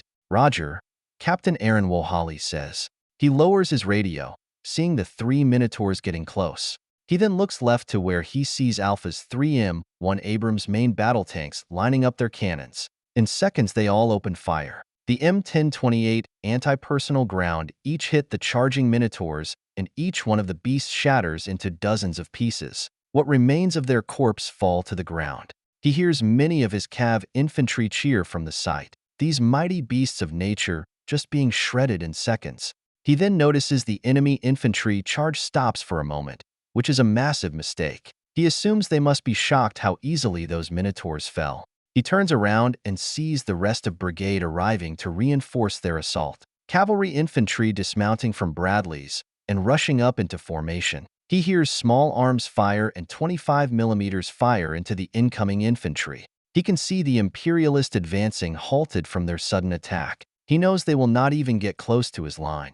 Baluti stands on the hill defensive platform, looking out at the battle down below. Past her is the two main defensive walls, and past that is the Otherworlders' forces. Being a siren, she can naturally use wind magic. While not an offensive ability during the war, it is great to blow away enemy arrows and spears. Even the bigger artillery from catapults and trebuchets can be deflected from their target. When she saw the enemy fire their strange flying projectiles, she is amazed by how fast they traveled. She could not believe this is the enemy the Empire is facing. She heard stories explaining this, but she didn't believe half of them. They seemed too far out there. By the time she summoned the wind, the flying projectiles hit their target with great accuracy and with a large explosion. She could not believe how easily those minotaurs were killed. It was like they were never there. She has served under Mwilk command for 8 years, serving at this fortress by his side. He gave her a place by his side and worked hard for this position as the head fortress mage, the guardian of Legrath. She had mixed feelings of the sudden appearance of General Chrysist and his legion. He was exiled for starting a rebellion in Sadera. The Empire has said that he was a traitor that was trying to take the throne, that he worked with the eastern Swestuals Kingdoms and raid the farmlands. Anything that is considered bad and dishonorable they said about him. She did not want Mwilk's reputation ruined by General Chrysist and his loyalist legion presence. When Mwilk decided to side with Chrysist, she agreed to serve without question, only of respect for Legatus Propraetor Pelum Mwilk. She did not like how he used the elf prisoners to lure the enemy into her fortress. You never willingly allow a predator into your nest. Throughout the Ely's campaign, she still had mixed feels about Chrysist. He did earn her respect for fighting in the trenches with the lowest rank soldiers. Unlike most generals, he stayed close to the soldiers and she had to respect that. More importantly, he came to help and Sadera didn't. Something Mwilk mentioned all the time. The exiled general came to his aid while his leaders didn't. She quickly realized many of the propaganda around him was not true, but she also did see the hatred with the Empire and its leadership in his eyes. While he proved to be an honest and great general, becoming popular with the Legion here, those eyes did make her question his motives. Then Herm arrived with his loyalists. They were not alone. He brought these creatures that she has never seen before. While she understands the need for clear leadership, Herm executed Mwilk for treason. The reason was that he allowed Chrysist to work under his command, who was an enemy of the state. Watching his execution was not easy to watch. Her only father figure in her life, her master just gone like that. She knew in her heart that he was no traitor. While not a perfect man, he always remained loyal and fair. The only reason he died like this was because of Chrysist's intervention. Right now, her only loyalty is to defend this fortress because it is her only remaining home. Without it, Ely's and the surrounding regions would be raided and destroyed by the goblins and other dark races. On top of that, this is the last line for the Empire in this region. Everything rests on this last defense. Doing what she can, she knows that will make Mwilk proud. Legrath has never fallen in his history, and she is determined to not let that happen again. As she looks out, she sees another one of the Otherworlders flying spears. It flies right into one of the heavy ballista star. She steps off the outer wall ramp and looks at the damage. She sees a few dead bodies as people trying to put out the flames. With a single shot, the heavy ballista is destroyed, being the third one gone by these strange weapons. Legrath is heavily defended by many different types of siege engines, from basic Onsaugers to Scorpios to trebuchets scattered all around the fortress. Also, this fortress has heavier versions of these weapons, specially built for this fortress with the help from dwarves. The heavy ballista that she just saw get destroyed requires 2 trolls or minotaurs to load it and 4 to fire it. That is the same thing with heavy trebuchets. These weapons were specially designed as defense weapons. Unlike the small standard sizes, these cannot be moved or built on the field. She takes a deep breath, seeing that the stories about how powerful these other worlders are. She walks back to the hill wall. Once she gets back to the ramp, she sees 2 pots full of wildfire blow up in big air. Wildfire is a specially made green liquid that spreads and grows, tinted with magic dust to enhance its abilities. It burns super hot, and nothing is known to withstand it. She takes another breath, getting stressed out that the fortress defenses are only having limited effectiveness. It seems only the spears from the heavy ballistas are making it to the enemy forward position. Looking back up, she sees more of those small spears flying towards the fortress. If they keep hitting the heavy weapons, then the fortress will be defenseless. She forms her hands and brings them back. She focuses on getting her energy, summoning the wind. She tried and failed before, but that failure gave her some knowledge about these strange, powerful spears. Somehow, they can course correct and hit their target. This time, she understands what she needs to do. As the flying spears get closer, she unleashed with all her might a strong wind. The wind knocks the strange flying spears off course and ram into the hillside. She figured out that if she waits until the last moment, the flying spears won't be able to course correct in time. She breathes heavily after that, taking a lot out of her. She understands she cannot keep this pace up, but she has no intention of allowing for this fortress to fall.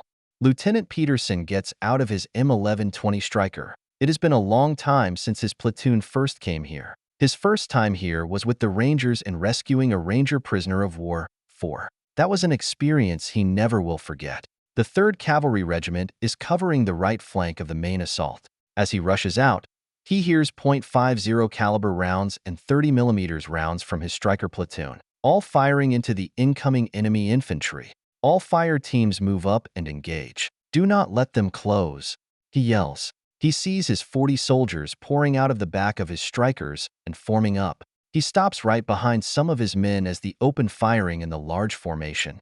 Up ahead, he sees all these different soldiers charging up. One by one, he sees them being picked off. The 30mm is tearing the larger formations apart. Some seem confused about what to do, noticing that their shields are worthless. Others seem to be debating to fall back, and others still pushing the charge. None of that matters to him. He is happy they are in the open now and not in the trenches like before. He has lost 3 soldiers in clearing out those trenches during the opening stages of this campaign. While it only delayed NATO advancement, it was smart on their part. He is shocked by how different they are fighting now than before. He misses the challenge from before. Victory felt earned. He reaches and pulls his first sergeant over. "Get 2nd Fire Team over there and cover our flank." "I don't want any issues, sir," the first sergeant says and rushes down the line. He looks back and sees the battle raging all across the line. He sees small explosions all along with the fortress as its battery positions being taken out. "Watch out," a soldier yells. He looks up and sees this massive javelin coming down. "Get out of the way," he yells. He jumps away with the rest of his men. The javelin hits one of his Strikers hard. The piece is through the armor of the Striker. It doesn't do any structural damage besides the piercing. He gets up hearing a few screams. He looks and sees a piece of a spear went through a man's leg. A medic is rushing over. He looks over to the damaged Striker and notices this massive dent in its side. He sees the spear part of it still in the armor, somehow piercing through the armor. Strikers are not known to have the best of armors, but should easily deflect a spear. He then sees that the .50 caliber on it looks disabled from the impact. "Shit, they think they can win," he says. He looks back out to the halted infantry. While the bigger creatures were killed quickly, he sees this glow coming spell coming from the back. He grabs his binoculars and looks out. He sees these 2 growing mounds lifting from the ground. He saw this before. A mage using some earth spell, creating this mud monster. Bullets are worthless against these beasts, and the heavy weapons seem to only do a limited amount of damage. They can regenerate from the ground below. It requires a heavy concentrate fire. He grabs his radio. Actual, I have 2 earth beasts being formed. Request heavy artillery support. Also, we are taking fire. I have wounded. This is actual. I hear you. We will send a British platoon to reinforce your flank. The main attack force is preparing to attack. Roger that. What about my support request? Stand by. You confirm earth beasts. Stand by, he says and looks through his binoculars. He sees the 2 dirt-made beast formed and charging forward. Confirmed. Roger that. Stand by. As he waits, he rushes over to the 30mm striker. Hey, aim for those targets. Slow them down. He looks out, seeing the 30mm change target. It starts firing in bursts of 4. The rounds hit the dirt beasts, parts being destroyed. As he expected, they just keep charging, unfazed by the attack. The large holes in them are regenerating. Actual? He asks. This is actual. Heavy support is authorized. Reaper has 2 targets. Expect surface-to-surface missile. HIMARS preparing to fire. Roger that, he replies. All units, surface-to-surface missile inbound. Take cover. He hunkers down by the striker as it continues firing at the earth beasts. He sees on his feed of a countdown of the missile. He looks out and sees this missile ram right into the ground, creating a large explosion. It was closer than he liked, but once the dust is clear, both targets are destroyed. Target hit, he says over the radio. Thanks for the assist. Colonel Robert walks among the front lines. He sees this large explosion from his left flank. The first thing he sees is one of the pots full of this strange, flammable green liquid blows up in the sky. He saw no missile or string of bullets from standard defense systems. Major Bronston, he yells with much excitement. Report, enemy ground force is falling apart. Major Bronston says as he runs up. Be careful though. Our laser weapons are taking out the pot artillery. The sears they are firing at us seem to be laced with this ultra armor-piercing skin or something. I don't know how else to describe it. Bronston is talking about the Striker Mobile Expeditionary High-Energy Laser, MEHL, the Army's first combat-ready laser weapon. This makes it its first combat debut, and it seems that it is doing a fine job, taking out enemy artillery rounds. The laser locks on, and with a split-second shot, the pot blows up. Science fiction usually shows lasers as theses-colored lights being fired, even though that is not true. That more for visuals than real life. However, while not as strong as the Navy defensive laser, it is effective as a defensive weapon. Really? The eggheads will love to review that, he replies. What is the damage? No major Kias, Bronston replies. A few wounded, but that's it. We lost 2 Huvies. The Bradleys and Abrams's armor seem to be heavy enough to withstand the spear strike, but anything less, dense or worse. Thank you, Major. He replies as he looks at the fortress, amazed how big it looks. Keep up the pressure. He then sees this strange gust that destroyed the TOW and Hellfire missiles. He then points to that direction. What is going on there? At first out missiles were making it through. We destroyed about 40% of their defensives within minutes. But suddenly this gust keeps knocking some of them off course right before impact. They're like being pushed aside the last minute. Bronston replies. We're still taking out key targets, but it seems they're trying to protect the heavier weapons. He remembers reading this on a report from Metallica. In Alnus, there is this bird woman named Yut who controls the wind. This sounds like something she would do. All right, keep our AA fire on their round. I want artillery there, and there. That should clear those positions out, he orders. Once that is done, their defense should be cracked, he said. What is the status of their anti-air batteries? We have taken out most of them on this side, Bronston replies. The Chinooks should be clear to advance once our forces inside give the okay. He thinks Major General Stanford's plan is a bold one, and that is coming from him. He prefers to be aggressive, not wanting to sit idle on the battlefield, just like General Patton from World War II. If you keep moving, then that enemy will struggle to respond to you, he believes. That doesn't work so well against a fortress. The Major General doesn't just want us to storm the place, fearing what might happen in close quarters. He wants to divide and conquer and take Legrath in one go. Having troops hit the front door and deploy inside, that should force them to defend multiple locations, splitting up their defense and secure key positions. As he looks up, hearing this loud, zooming sound in the sky. That has to be the artillery firing HVP rounds from a staging ground 35 kilometers away. Traditional artillery has a maximum range of about 7 kilometers. HVP rounds propel itself farther, not just relying on the cannon. He watches as each round hits its target, taking out 5 positions. Again, taking out a target might require a dozen rounds from traditional artillery. HVP allows you to only use one.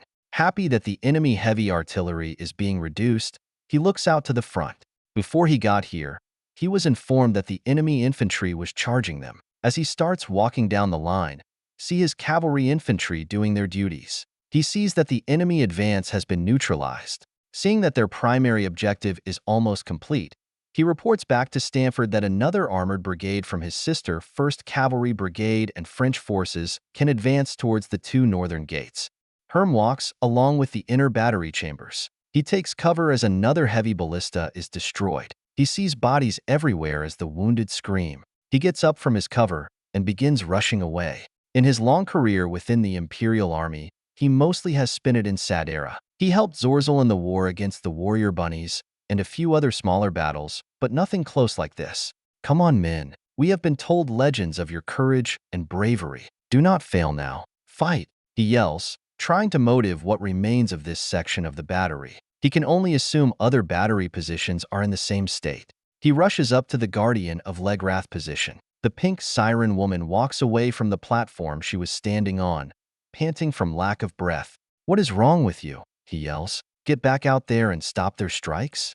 She looks at him. What you think I've been doing? I never fought against something like this before, she says in a tired voice.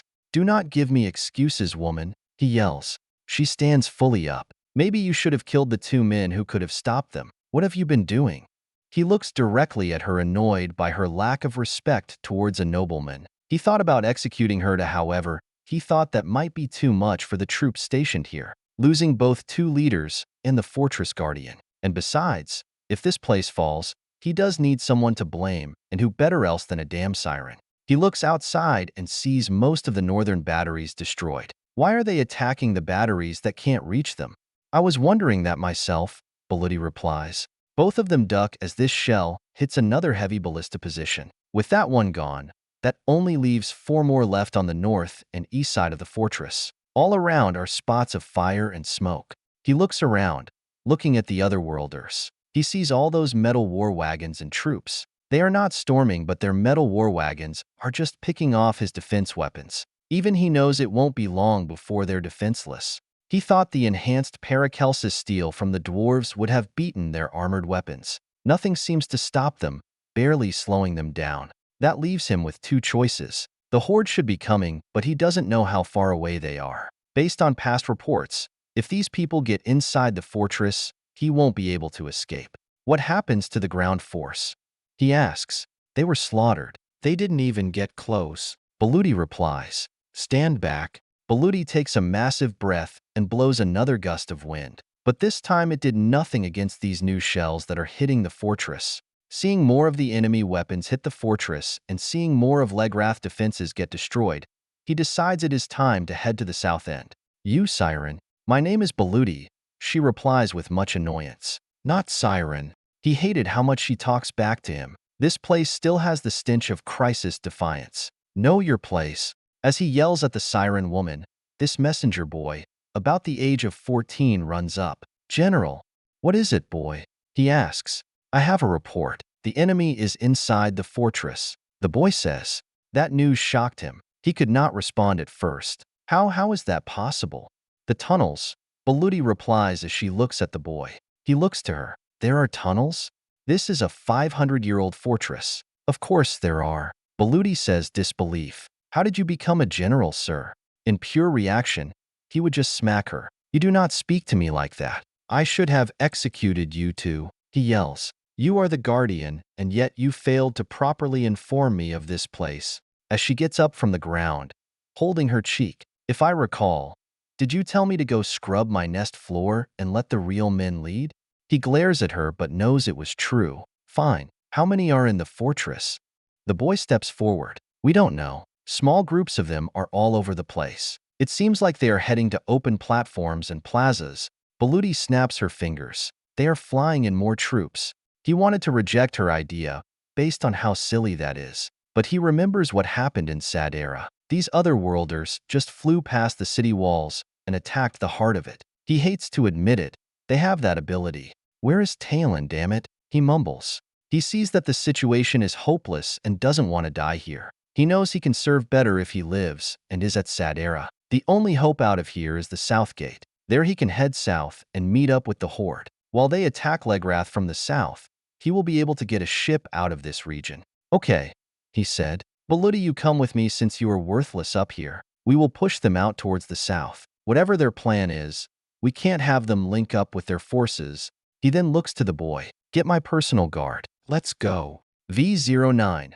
Chapter 109 Battle of Legrath. Fortress Legrath.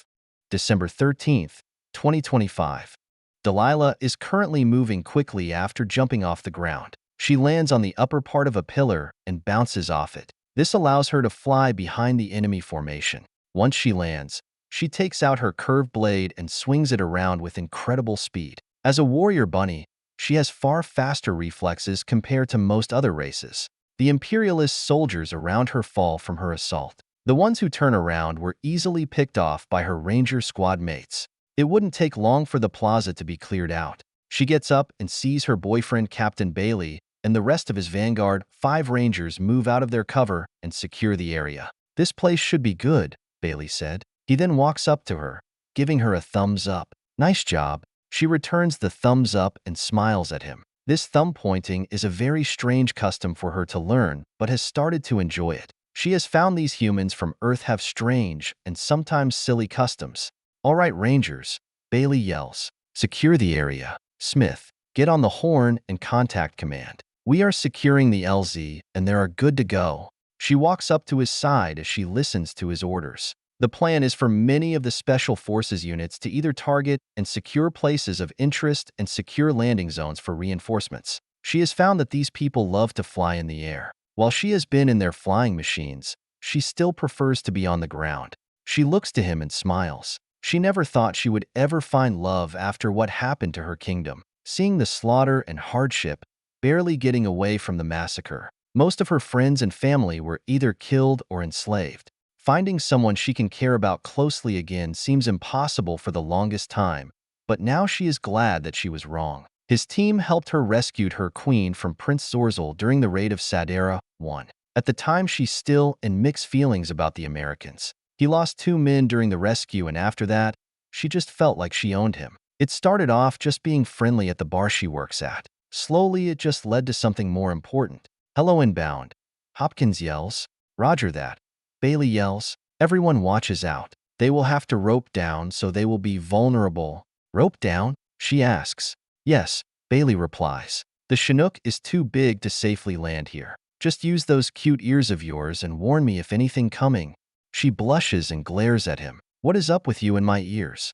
Well, I could talk about other body parts of yours, Bailey says with a cheeky tone. She punches him in the arm. Not the right time. As she looks up at him, face all red, she can hear the loud sound of their heavier helicopter called a Chinook. Since that day, she enjoys his flirtation and how he looks at her. While at the bar, everyone gets a bit touchy with her.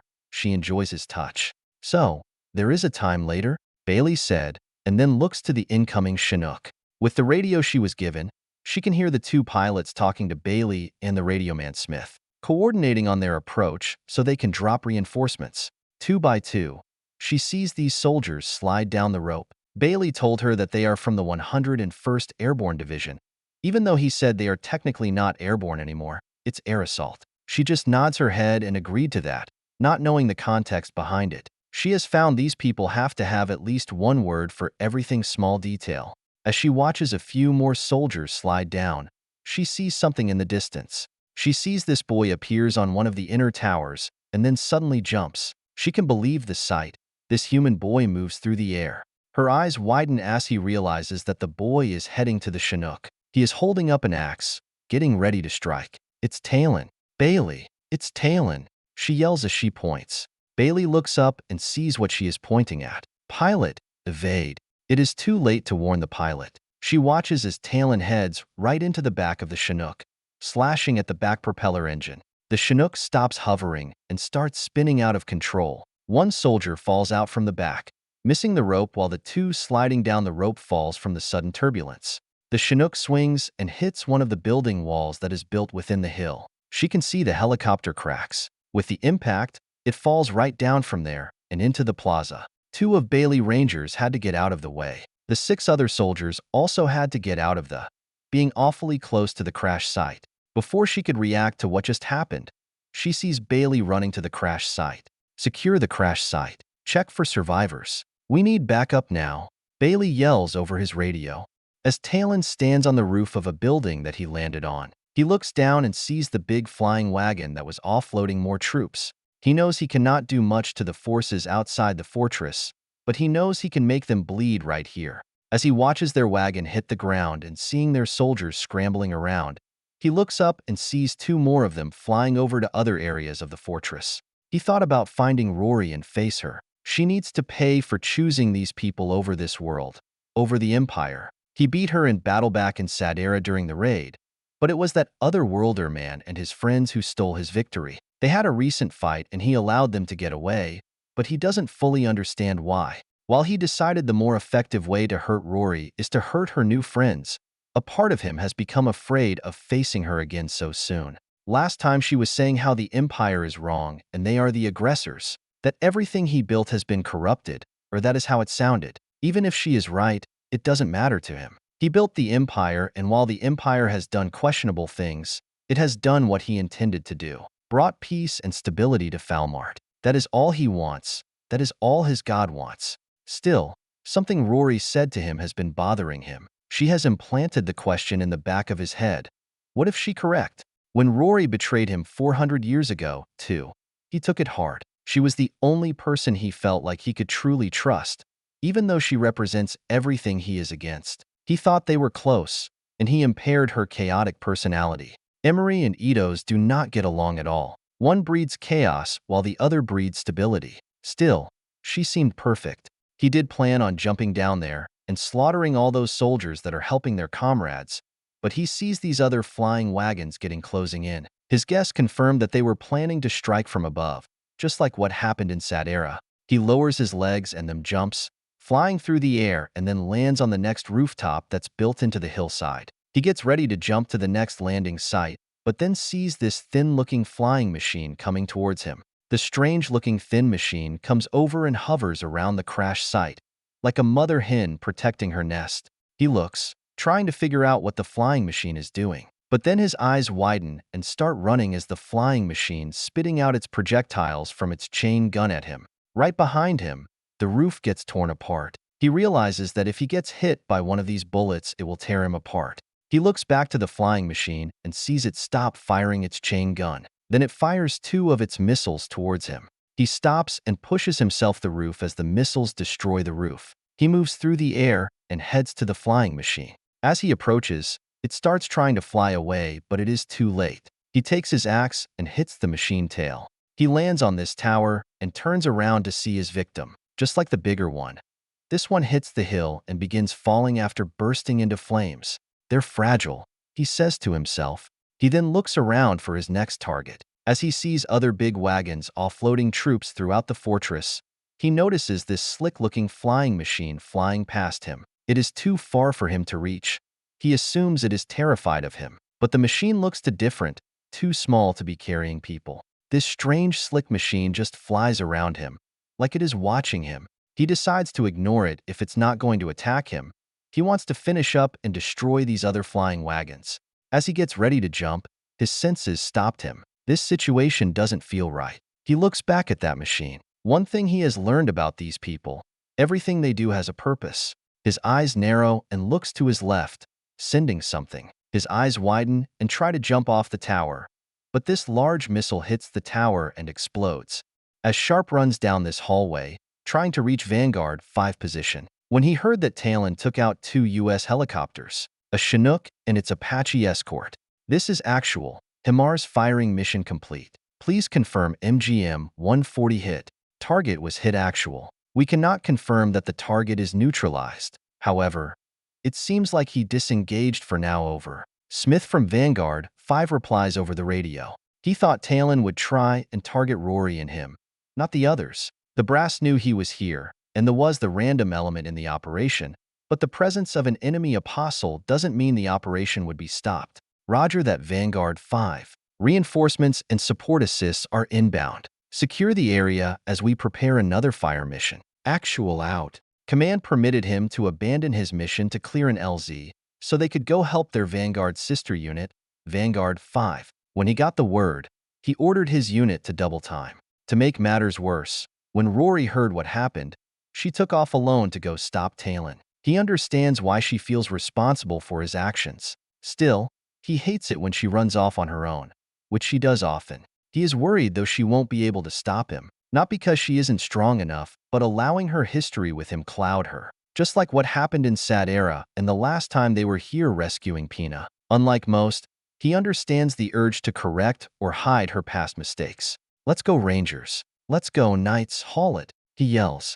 As they get closer, he can hear the weapons fire coming from Vanguard 5 position. It sounds like an intense battle. He can imagine the situation, ever Special Forces nightmare.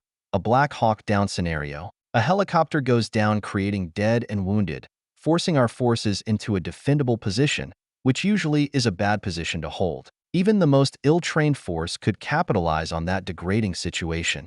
He sees his 3 Rangers up front heading into this lobby-looking room. He and everyone else follows behind and sees this large formation of Imperialists all over the lobby. Watch out, Randy yells. He sees this pink-hair siren woman appear in front of the enemy soldiers, and he sees her conduct a wind spell.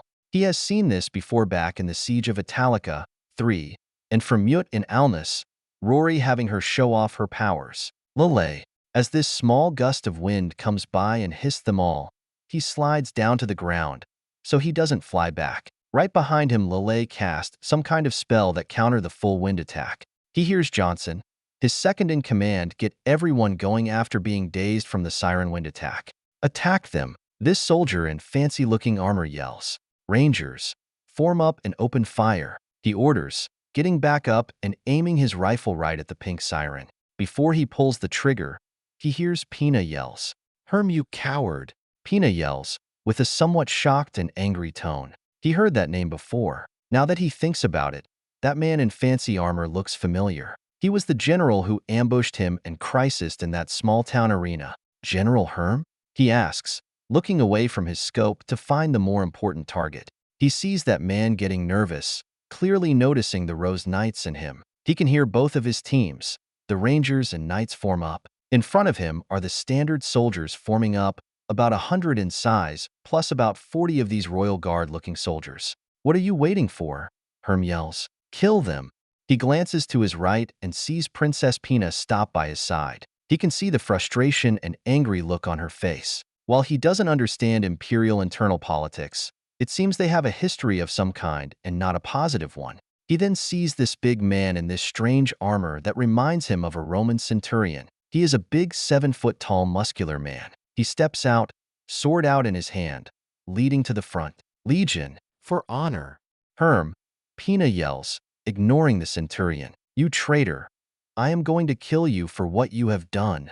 He places his hand on Pina's shoulder, preventing her from charging. Princess, the pink siren woman says, look where you stand. Because of you, an honorable man died. Legatus Propraetor Pellium Wilk tried to defend this place and, Pinky, he says, interrupting. Herm here tried to execute her for trying to save you all. I heard of Mwilk. Both he and Crisis fought bravely against us. He was a man worth respect and did not deserve to be murdered just for a coup. He can see what he said resonated with her, that the pink siren woman is loyal to the people who were in charge before the coup d'etat. He looks and listens to her and can tell she is upset but his death. While he didn't see the hundreds of crucified men who were Crisis or Crisis loyalists, he takes a glance at the situation, seeing not just the pink siren but the other soldiers. Something feels off, and he thinks he understands it. In combat, you form a special bond with the comrades beside you. During intense battles or moments, like George Washington 4, during a brutal winter at Valley Forge 5, his army came out of that place more united than ever, especially when your leader has earned that trust. History is full of examples of armies doing insane things just because of how loyal they are to their leader. George Washington, Patton, Julius Caesar, and Lord Nelson. He knows if it was his people were crucified like that, and if he found his leader like Stanford and Young murdered, he would be pissed, regardless of the official reason. That was an experience he was forced to go through back in his Mexico, and to this day he cannot get over it. He stands fully up and lowers his M4A1. Sharpe, Pina asks, looking at him confused. He ignores her and sees that the pink siren was just as confused, stopping her wind spell from completion. She walks forward. Did you say, Sharpe? What are you doing? Herm yells in confusion. Attack, or I will have you all crucified for treason. She walks from his position, ignoring the questions from his troops. Major Sharpe, the siren says, General Crisis talked a lot about you, wanting to beat you in a match. He convinced my master that this was the key to victory. What is it, Pinky? He asks as he watches this pink siren appear. Was he telling the truth? The siren asks, crying a little. Were we close to that victory that was promised? Was it all worth their deaths? Sharpe knows exactly what she is asking. During his fights and meetings with Crisis 6, he talked about achieving this great victory. That victory was fighting and surrendering with honor. There are great stories of soldiers who lost a battle but fought bravely. Just like the siege of Jadotville, 7. You fought so hard to the point your opponent had no choice to respect your resolve, establishing a level of respect and trust. It is said that the only truly universal language is mathematics. From his own experiences, that is a theory he fully disagrees with. The way of the warrior is another form of language that only people who have a lifetime of wars and battles understand. It is a mutual understand because you can fully understand the experience someone went through without words. An experienced and understanding that's so few. And that brings him back to her question, was he telling the truth? Both he and Pina explained to him what his true plan was. While he disagreed with his methods, his sole motivation was his troops and people. Ma'am, yes, he says. The siren rubs the tears from her eyes and nods. He sees this vengeance and termination in her eyes. She then looks past him and sees the rangers and knights standing together. She takes a deep breath and turns around. Centurion. That big man walks out from his line. Guardian. Centurion.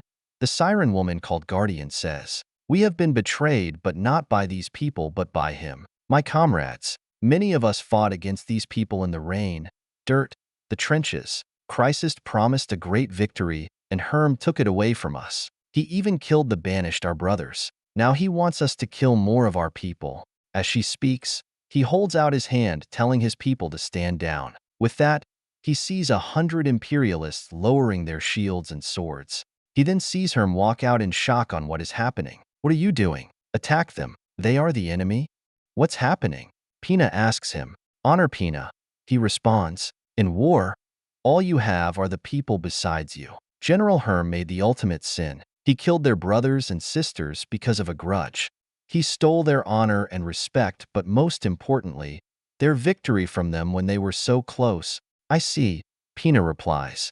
The big centurion man stands in front of the siren woman. He pulls out his sword and holds it up like he is about to cut her down. Seeing that he is about to raise his rifle to take the centurion down but notice a new reaction, the centurion turns around to face his men. Legionaries, about face, the centurion yells. To his and everyone under his command surprise, all of the imperialist soldiers turn around and aim their weapons to Herm and his royal guards. He then sees the siren gives the order to attack, with much vengeance in her tone. He watches as both sides go at it. Pina, get you knights and help them, he says. Rangers, engage. What the hell is going on? Andrew asks. Reinforcements, he replies. Both groups clash against each other. While the royal guards are far better equipped and trained, with the help of the Rose Knights and Sharpe's Rangers, they start to crumble quickly. Not wanting anything to happen to the princess, he stays close to her, picking off anyone who gets close. In the back, he sees General Herm fall back down this hallway with some of his guards. His first reaction would be to follow him. Taking out or capturing a general is especially important, however. Vanguard, 5, and the others need help. This delay might have resulted in Talon killing more of his people, and being out of contact with Rory is making him nervous. We have them on the run, Jalen yells, pointing his sword out. We should go after him, Pina yells. Delay that, he said. We need to get to the crash site. We can split up, Pina says. Johnson walks up to his side. That is a good idea, sir. We can't let him get away. This base is still in enemy hands. If we start splitting up, never know what other surprises might appear. Besides, I need everyone to deal with Talon, he says. Talon, the big centurion yells. He is holding up one of the royal guards and then slaps him right into the wall with much force. He killed many of my comrades, he says in a thick voice. Johnson looks to the big man and then look back at her. Sir, you know we can't let this opportunity pass up. He takes a deep breath and looks at him. He doesn't want to agree because he doesn't want to risk losing the team. However, he knows he is right. Fine, take Scott, Frost, Miss Blondie there in gray. He then points to their new allies, Pinky and Terminator. Your people with me. Fallen under the princess. Yes, sir, Johnson said. He then walks away and gathers his team. Blondie? Bozes asks, offended. Let's go, Bozes, Johnson replies. He finishes gathering everyone and starts heading down the path to hunt Herm. The siren walks up to him, annoyed. Stop calling me Pinky. My name is Baludi, guardian of Legrath. He holds up his hand, getting annoyed by more distractions. Roger that. I will put your name on the Christmas card. Now we have to go. He turns around and sees the rest of his team and the Rose Knights. Form up. We're all going together. We are going to hit hard and fast. Roll out. V09. Chapter 110 Battle of Legrath. Fortress Legrath, heading to Southern Wall, December 13th, 2025. As Princess Pina Colada moves down the hallway, she looks around at the people with her. Her fellow knights Grey Co-Aldo and Bozes Co-Palatai are with her while the rest went with Sharpe. She didn't enjoy her knights being split up without her consent, but saw that was not the time to challenge his order. Besides, she already crossed him once, and that is an experience she didn't want to go through that again. With them are 3 of his men, Frost, Scott, and their leader Johnson. While they are on the hunt for General Herm, capturing or killing him would be a major blow in her brother's war effort. What she cannot understand is how Sharpe knew those soldiers protecting Herm were about to switch sides. Something bothering you, Princess? Gray asks as he moves beside her. No, she replied in a non-convincing tone. Well, we were about to kill all those men. We nearly had General Herm. I am glad we didn't have to kill them, but how did he know they were going to switch sides? Herm killed both of their leaders, Gray replies. Imagine if someone kills you and someone else takes your places and discards everything you worked and stand for. You think your knights will follow him? I understand that, she replies. As she spoke, she hears 2 of the Americans fire the weapons down this hallway, probably killing some soldiers. I just don't understand how. I thought we were going to clash. Once this is all done, you should ask him then. Gray responds as he looks out the hallway window. She looks up at him, about to respond. She can see on his face that he already knows the answer. Since the siege of Italica, 1, he has been quietly pushing her to side with the other worlders, more specifically, Major Sharpe. Sir Gray, she asks, why have you been pushing me towards him? To these people? What do you mean? Gray asks. Enough games. I know for a while that you've been wanting me to work with the Major. Why? She asks. Gray takes a breath. I am getting old, Pina. My skills and wisdom longer are of use to you. She is baffled by what he said. That is not true. You have been there since I was a child. For all of us. You were more like a father figure than my father. After saying that, she realizes how much that has been true. Her father rarely made time for her. A distant shadow under his cloak. Thank you, Pina, but that is not what I mean. The world is changing, and my insight does not help with these newcomers, Gray said and points out the window. Look. She walks over and looks out the hall window. She sees this wyvern falling from the sky as 2 NATO F-16s fly past the fortress at increasable speed. You see, Princess, things have changed already. The world we grew up in will never return. I cannot help you through the change, but he can. Gray explains. For the Empire to survive, we need to bridge the gap between both worlds. I think he can help you do that.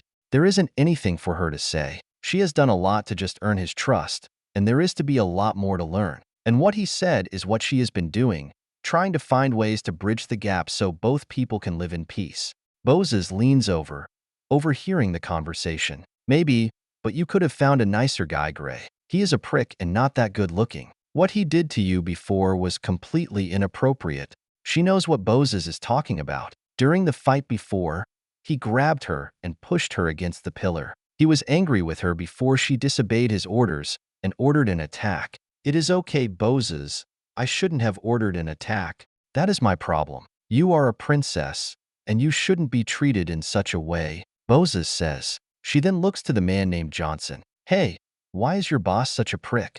Johnson turns around. This isn't the time for such chatter. Besides, he isn't that bad once you get to know him. Just have to get past the outer layer. Just like onions, sir, Frost says with a chuckle. Do you mean parfaits? Scott said with a sarcastic voice. Knock it off, you two. We have a job to do, Johnson points out. She stands there looking at the three Americans, baffled at their jokes. There is one thing she has noticed. They love to reference something that she doesn't understand. They are indeed a strange people. Still, he called me Blondie. I won't take that lightly, Boses says. With all due respect, ma'am, but I recall you beat the crap out of him before after signing a treaty, too? Scott asks. Wait, what? Frost asks, looking towards everyone. Oh yeah. Boses stops, glancing away embarrassed. I said knock it off, everyone, Johnson says in a firm voice. Besides, I am pretty sure it was twice. Hey, I didn't know, Boses replies. Everyone chuckles a little bit as they move through the hallway. Pina had forgotten that whole event and enjoyed seeing the embarrassed look on her friend's face. She is always a fiery lady. That is why she likes her, but sometimes it gets her into trouble. So, he always been like this? She asks. Johnson chuckles. This is nothing. You should have been there before the war. He was a cold-hearted SOB. 3. At the time I was so pissed that he took my command away. Really? You once were the leader? Pina asks. Doesn't that sound familiar? Bose points out. I cannot believe you didn't cut his head off. She hears what Boses said. Some of the soldiers here are rebellion for that same reason, Johnson said. Boses, Gray said. For a time. Yes, but that was then. I was pissed at first, but now I am happy he did, Johnson said. Why is that? Boses asks. Easy, Johnson said. I would have followed the rules. I wouldn't have defended Italica. Wouldn't risk the unit for the Flame Dragon. I don't think we would have survived last time we fought Talon in Sad Era. Never will forget that. Hearing that last part confuses her. You guys were the one who fought Talon? How do you survive an encounter against an apostle? You might have powerful weapons, but you're still not gods, Boses points out. When Talon dropped down for the first time, it was just us. Rory was somewhere else, Scott said. The Major went hand-to-hand against the boy. It was the most insane thing I ever saw. I remember that, Frost adds. That's Delta for ya. Yup, that was the day we fully become a unit. Glad we had that experience with us, Johnson said. She couldn't believe what she heard. She looks over to Gray and sees the same reaction on his face. It didn't sound possible. She saw Rory during the siege of Italica and how easily she slaughtered the mortal men. That is impossible. How did you win? She asks. There is this short silence before Johnson turns around and looks at them all. Honestly, we didn't. The plan was to delay the boy as long as we could until Rory came and saved our rear ends. She came in right before he started killing us. And after that we dropped a 105mm shell on him. 3 times. For some reason hearing that made her relax more. With their advanced technology, it is easy to see them as all-powerful. But they are still human, just like her. Stay focused. We are getting close, Johnson says. Scott, looks like we are heading to the outer wall. He must be trying to escape, Scott replies. Then we better move fast, Gray says. There. Boses yells and points out the window. I see them, heading to the south wall. Frost rushes to the window and aims his rifle. He fires 3 around and lowers it. Out of range, LT. Double time. Move it, Rangers and Knights. Boses, take point with me. When we run into his guard, we will take them out. Whoever can reach the general, take him. Chinook crash site. Captain Bailey rushes to these 2 other soldiers. They are taking cover by this small section of the plaza wall. Protecting, they are keeping the wounded from the Chinook crash site. When Talon took down the Chinook and Apache, the Empire has been trying to overrun their position. While they cannot prevent the fortress from falling, it seems they want to make it as bloody as possible. Everything was going as planned until that damn apostle showed up. Everything went to hell for him again. He has read the reports and listened to the stories from Vanguard 7. While it sounded intense, they always came out on top. He is seeing how dangerous these apostles can truly be. After doing a quick checkup on his team and the few airborne troops who made it down before the crash, he starts to figure out what the situation is like. He looks up to that tower Talon was at. That MGM-140 missile destroyed that tower. It is only a guess, but he thinks that Apache was trying to delay Talon until the M142 HIMARS was ready to fire. Their sacrifice probably stopped him from coming down here and slaughtering everyone. He looks around. The main problem he sees is that the Empire has archers everywhere. There are windows and balconies everywhere. They have the height and cover advantages. On top of that are the multiple pathways and entrants that lead to this plaza. He was supposed to get a full airborne platoon to back his ranger unit up to help secure the area while the French broke through the second northern gate. He is forced to drop off his objectives and protect the wounded. You two, go over there and secure that gate. He orders 2 airborne soldiers. As he runs, he hears one of his men yelling over the team radio. We need backup. Main stairway. That came from his main front line, the main path that leads to the plaza. He grabs his SIG M17 and hands it to this wounded soldier who is laying there. He cannot believe how young he is, barely looking 20. Son, I need you to protect Doc here or your buddies will die. The wounded soldier looks up at him. I understand, sir. He points to 2 more soldiers, one being a ranger and the other being healthier but hurt airborne soldier. He then starts rushing to the front line with those 2. All around him, he sees his men firing up at the windows, arrows raining down from above. He passes the crashed Chinook to his left. Part of it is smoking with some small fires around. He assigned 3 men to search for survivors and take them to that protected spot. The Chinook is the biggest problem. He would prefer to fall back to a more defensive position inside, but he must protect the Chinook and any survivors inside. Falling back results in their deaths and being overrun. This forces him to stretch his lines. He knows all he must do is wait for his people to redeploy to his position. This has become a Black Hawk Down situation, and he knows it will be costly. His group gets to the main path and see this about a company-sized force of Imperialists moving up the long stairway. The 3 soldiers he assigned to guard this position overwhelmed by the sheer amount coming. Form up. Do not let them get close, he orders as he gets behind some cover.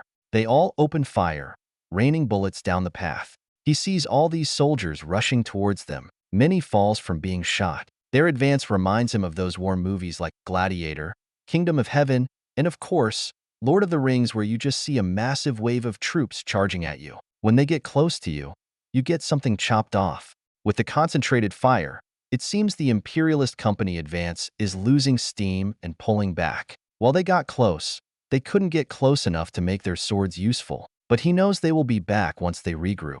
All right, refresh the lines. Pick off their snipers and, he says before another situation happens. He turns around hearing screams and sees the enemy breaks down this wall and begins pouring through the new opening. God damn it, he says, getting tired. Plug the hole. He sees a few of his rangers adjust their positions and attack the new threat. To him, it looks like they are trying to head to where the wounded are located. Whoever their leader seems to understand what he is trying to do. Suddenly, he witnesses all those Imperialists that came through the new breach fall down dead, taking a wave of bullets. Confused on what just happened, he looks up and sees a new unit on one of the second-floor balconies. He sees one of them wave to him, and he waves back, glad for the help. 5 of the new soldiers drop from the rope and rappel down to the plaza. He gets from his position and rushes to them. From the patch, they are the Polish GROM Special Forces. The name patch says Captain Kowalski. You're a sight for sore eyes, Captain, he says. We came as soon as we heard. Where do you need us, Captain? Kowalski asks.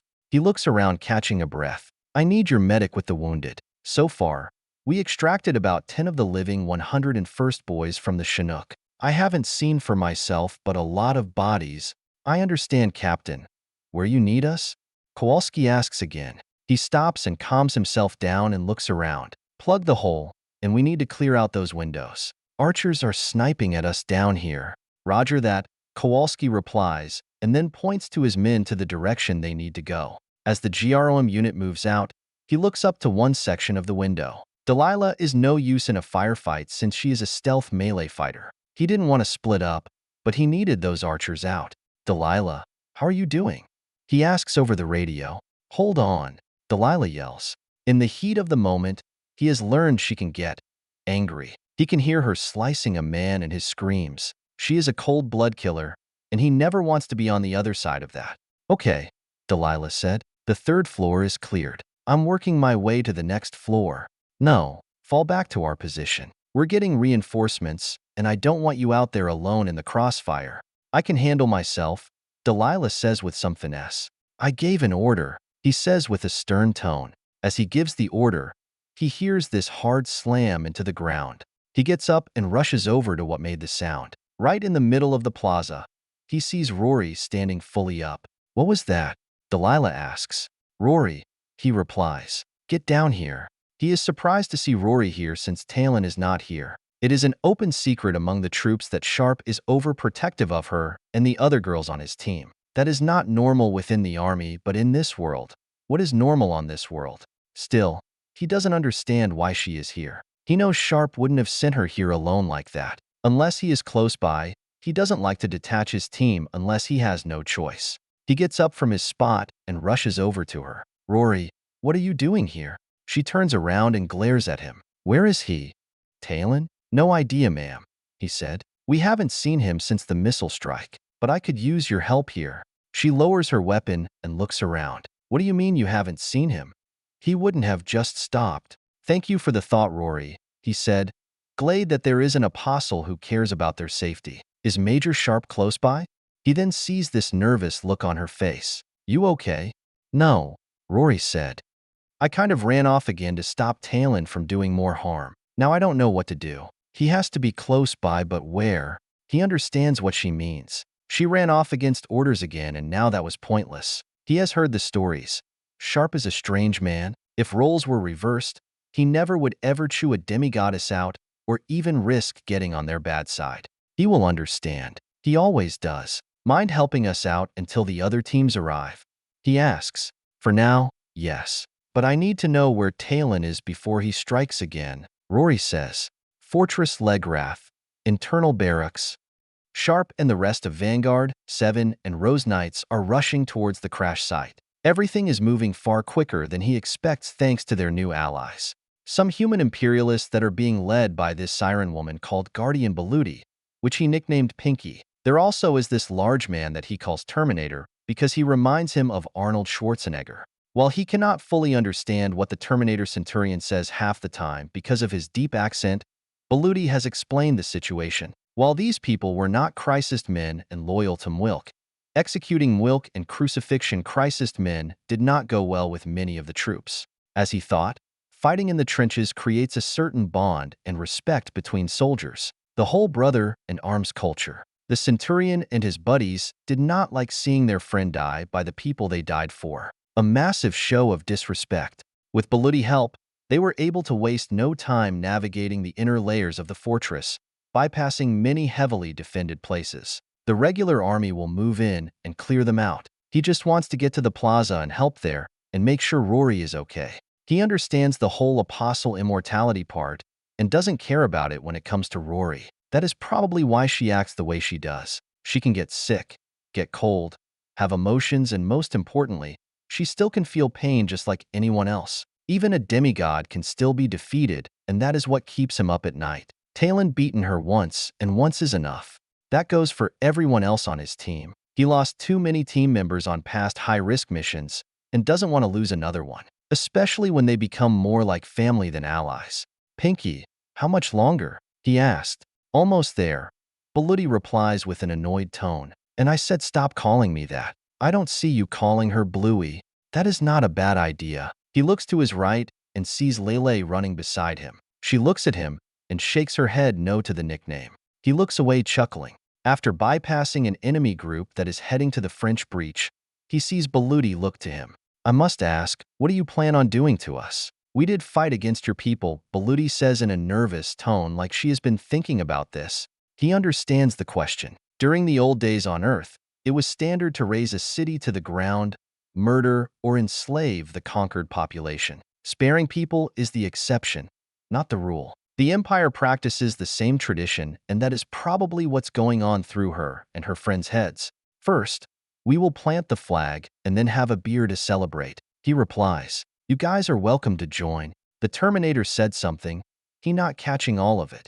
He said we fought against your people. How could your leaders forgive them? Baluti said. I agree with him. You are inviting us doesn't make sense. Andrew, he said. Ma'am, we are Americans. You're thinking about it way too much. You switch sides and we're too lazy to think past that. Andrew says in a cocky voice. Enemies today, friends tomorrow? Hamilton asks with a sight of disbelief in her voice.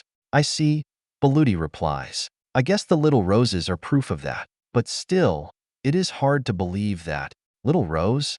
Hamilton asks, trying to decide if she should be offended or not by that. I like that, Beefeater adds with a chuckle. We can talk more about it later, Randy interrupts. Point is we're allies now. You helped when it mattered. The bad guys are the ones who refuse to lay down their arms. Like this one. Baluti asks as she stops. He stops right behind her. The big Centurion man stops and gets incredibly angry. Lelei powers up and all of his rangers aim their rifles forward.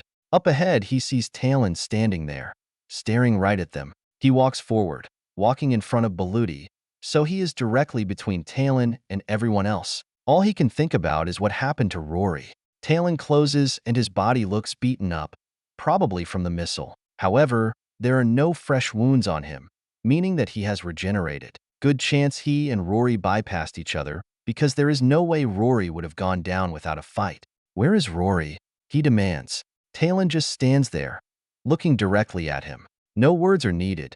He knows what Talon wants. He notices Lelei walk up to his right and Tuke with her bow and arrow to his left. He holds out his hand, signaling her to stop. All of you head to the crash site.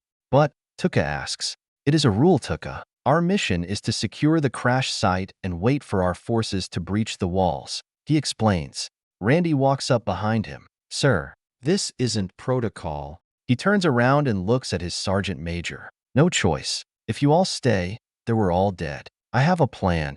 He then looks to Lelei knowing she would protest. Seeing that, he winks to her. Trust me. Lelei looks at him and nods. Once everyone starts to leave, he turns around and faces Talon.